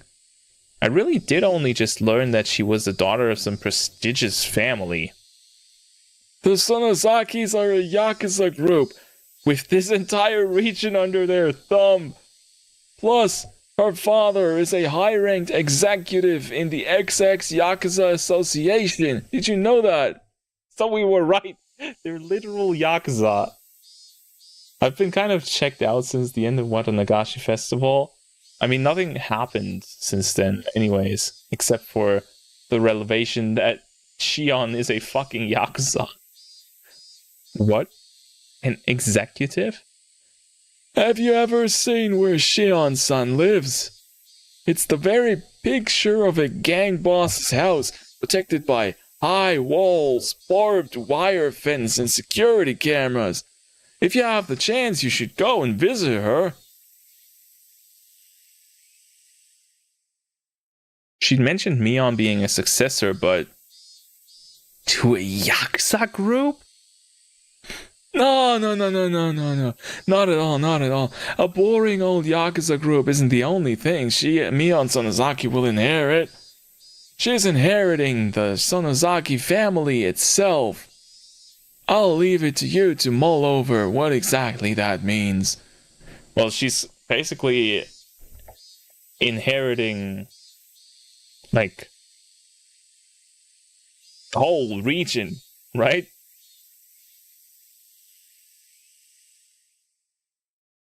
Isn't that what's going on? Like, she just said that people in her family are politicians, court members, shop owners, everything. So, isn't she basically inheriting the whole town? You couldn't be more Yakuza if you tried. He's just a cop. He's like Date-san, but not incompetent. Oishi-san had spoken lightly about all this from the start to finish, but what he was saying wasn't light in the least. It was abrupt and unbelievable. If Mion wanted to, she could kill someone in the middle of the street and still cover it up. Not only would witnesses not show up, but she'd put pressure on the police too. Mion would never kill someone. No, she wouldn't. I'm just speaking hypothetically. Your name, it was Oishi-san, right? Yes, that's right. Then, Oishi-san, whatever family Mion comes from, it doesn't change the fact that she's the best friend I could ever have, and I'm proud of that. I don't appreciate people speaking ill of her. I let my quiet anger show through in my gaze as I stared at him. Of course, I could never seem to tell what he's thinking, so I didn't know if it had any effect. Then let me be frank. If Mion-san was suspected of a handful of incidents, what would you think? Suspected? Incidents?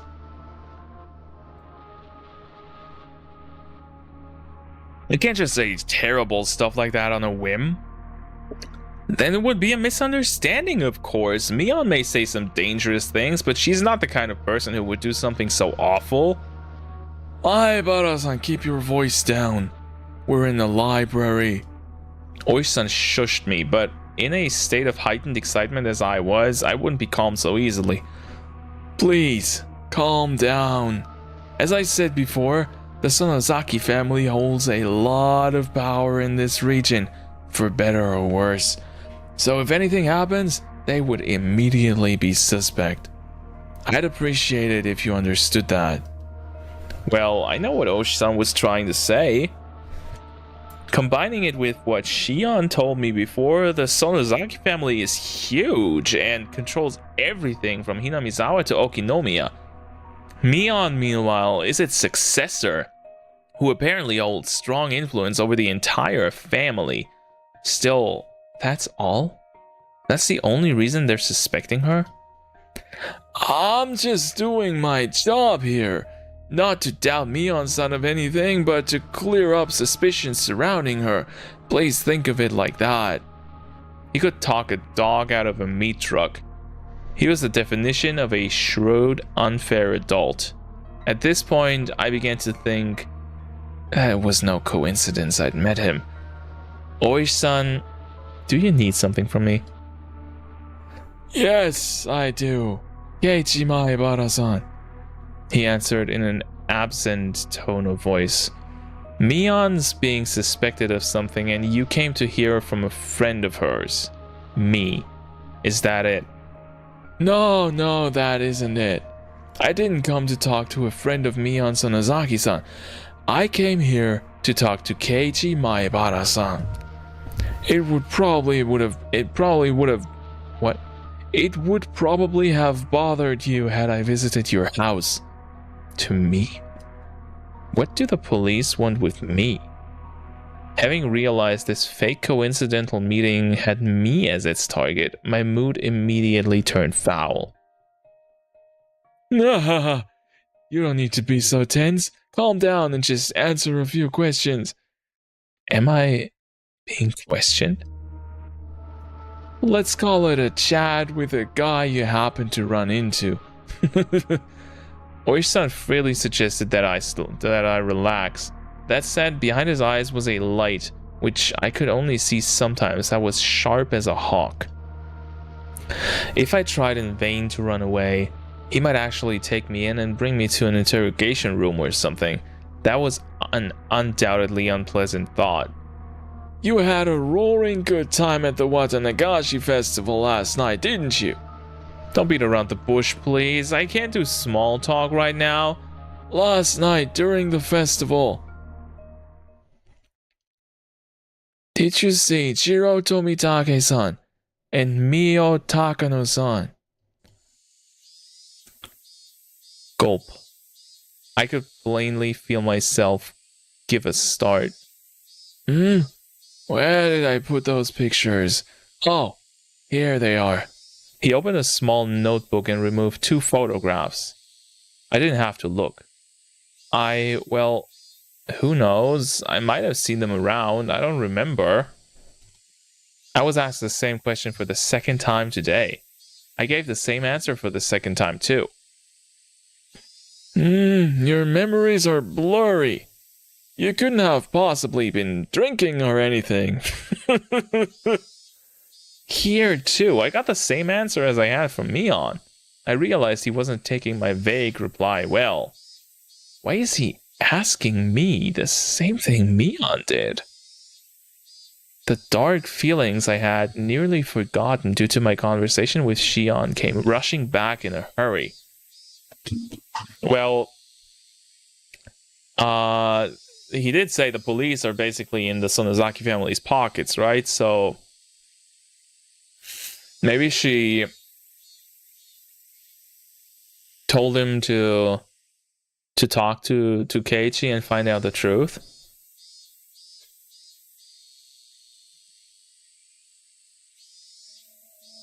We snuck into the sacred ritual storehouse, a punishable act.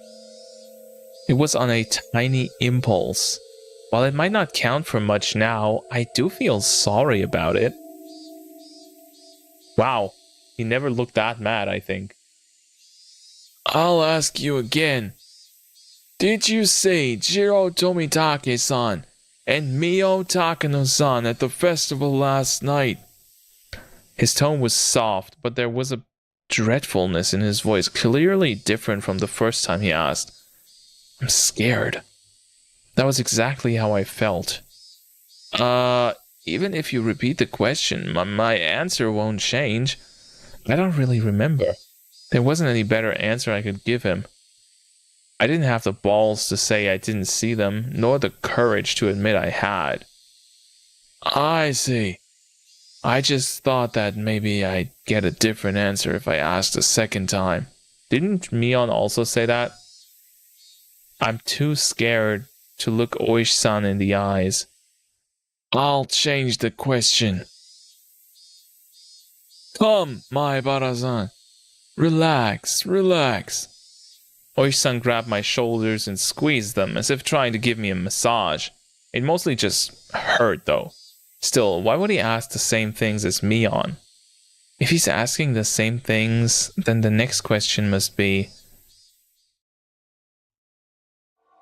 On the same night of the festival, did you see Shion Sonozaki-san? Clatter, clatter, clatter. I wondered what that sound was when I looked down. I saw that it was the unmelted ice in the cup I was gripping in my hands. My hands were trembling, rocking the ice back and forth. Realizing that, I hastily put the remaining ice in my mouth and crunched down on it. Sorry, I may have seen her, but, well, you know, she looks just like Mion. I might have just mistaken the two. But that can't be. Suddenly, Oishi-san grabbed both of my shoulders and hunched down to give me a level stare. This must be what it's like to be a deer in the headlights. I want to look away, but I can't. Can't you just share info for the love of God? He's a cop. He should not lie. This is the first time I've experienced such a piercing stare. Mion-san and Shion-san wear completely different clothing. You wouldn't mistake the two so easily, I would think. He's giving you that eyebrow. If Keiichi got tortured, it would be understandable. I don't think we're too far off if we think that's gonna happen in this chapter. His voice was harsh. Harsh, the same as when Mion said it. I could feel my heartbeat quickening. When I realized he could feel it through the hands of my shoulders, I got even more scared. Why? Why are Mion and Oishi-san both asking about last night? Was sneaking into that storehouse so bad? I shouldn't have let Takano-san talk me into it. Tomitake-san casually said to check it out too, so even Shion, if she hadn't encouraged me, no, I understood. I was the one most at fault here. I shouldn't have let my curiosity get the better of me. I shouldn't have gone into the forbidden storehouse. Who the fuck are you? If Cage is a dick because for all we know, they're probably dead and he's obstructing justice by lying. Yeah. Yeah. Okay, who is that? Kuma guy. Oh, wait. That's a dude? He didn't have a sprite in the last game, so I thought, because Oishi always called them Kuma-chan, I thought it was a girl and did the old woman voice.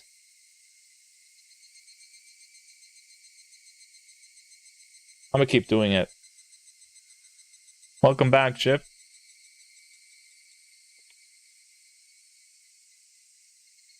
Oi, son! I think that's our cue to get out of here. A young man wearing a suit came into the lounge. From the way he held himself, I knew immediately that he was Oishi-san's subordinate. Oh, so it is. Closing time already. I hadn't realized it until he said something. The jingle and announcement telling patrons the library had closed had started playing without me realizing it. I was so irritated, so overwhelmed, I couldn't even hear it. Well then, Maebara-kun, we're out of time, so allow me to take my leave. I'd like to talk with you more about this at your leisure when we have some time. This isn't a joke. If I never saw him again, it would be too soon. Oishi-san followed his subordinate and left the lounge behind him. However, he spun back around. Oh, right, Maebara-san. What is it? Those two questions I asked you before. You don't remember well enough to answer either of them, correct? Right. Just so you know, you saw them all yesterday. You were walking along, the four of you, having quite a pleasant time, near the stone steps. I saw you with my own eyes. I caught my breath and my heart seemed like it was about to stop. What a detestable person. He knew, and he was testing me. We'll meet again. Have a good year. I sat there like a rock, unmoving until I could no longer hear the clacking sound of their footsteps. You know, the game is kind of making Oishi out to be a bad guy. But judging from the first game and also this these portions right here, to me it feels more like he just does his job. Like, he's a cop, and he just does his job well and seriously. He takes it serious and wants to probably find out who killed someone. Maybe I'm weird for thinking that, but I'm personally not really on the side of Keiichi here and think that Oishi is a bad person or anything. Sure, he does what he needs to do to get information, but he also wants to help Keiichi, right? He was there for Keiichi the whole way through the first game. And we saw his side of when Keiichi called in shortly before he died, and Oishi tried to do everything he could to save him. So I don't think he's a bad person. I think he is acting against what the village would like the police to do. Like, he's probably some sort of rogue cop that isn't afraid to act against the Sonozaki family. That's why Mion doesn't like him. Which makes it even more weird that apparently right now they're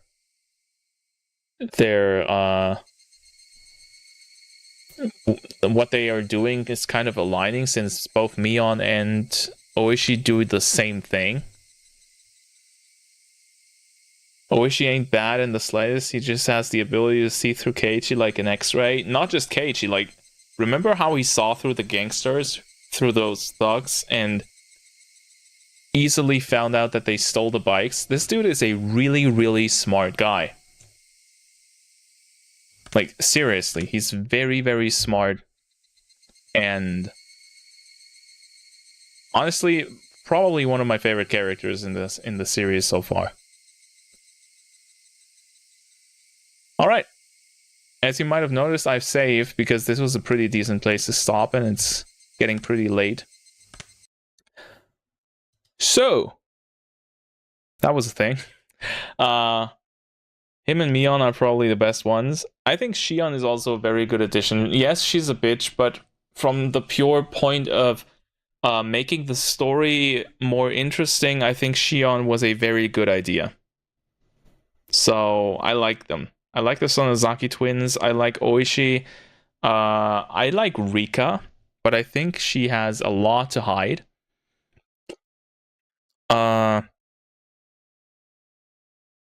I'm not sure about Rena, honestly, because despite having a lot of screen time and being like the poster girl of the game, she doesn't really have much influence on the plot, at least yet.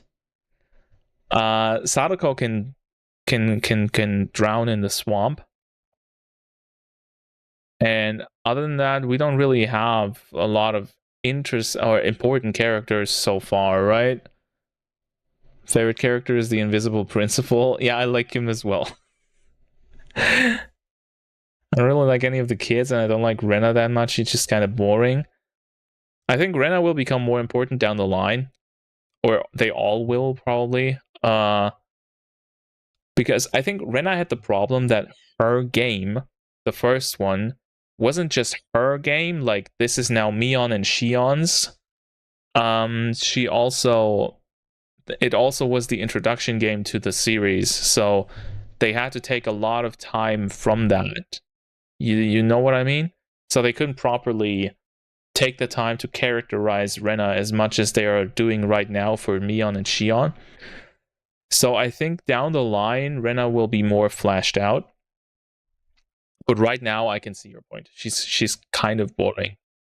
She's just cute, which is enough for me, but still. And other than that, we don't really have a lot of important characters like Tomitake-san and Takano. They are just there for the lore dumps, at least for now.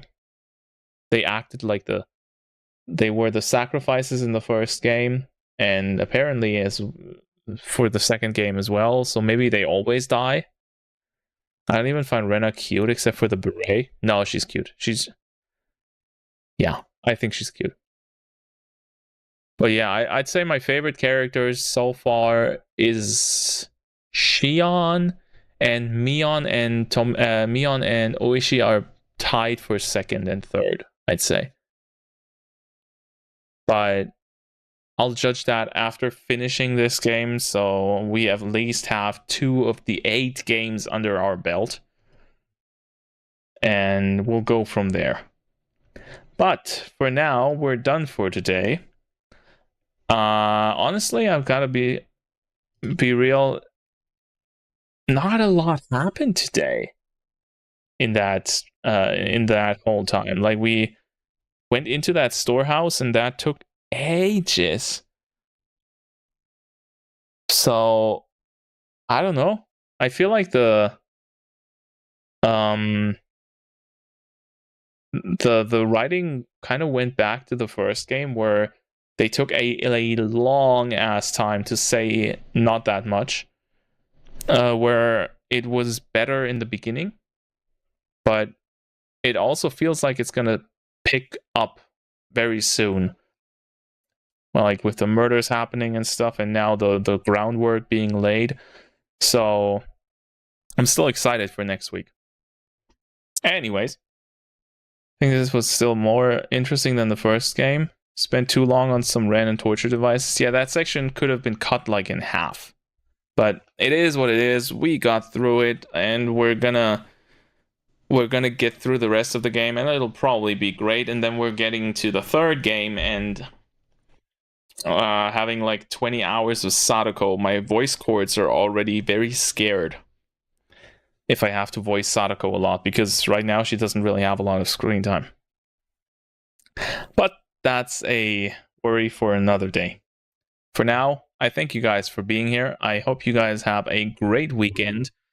We'll probably do the same schedule as last week and planned this week, because I hope next Wednesday we can actually do Subnautica.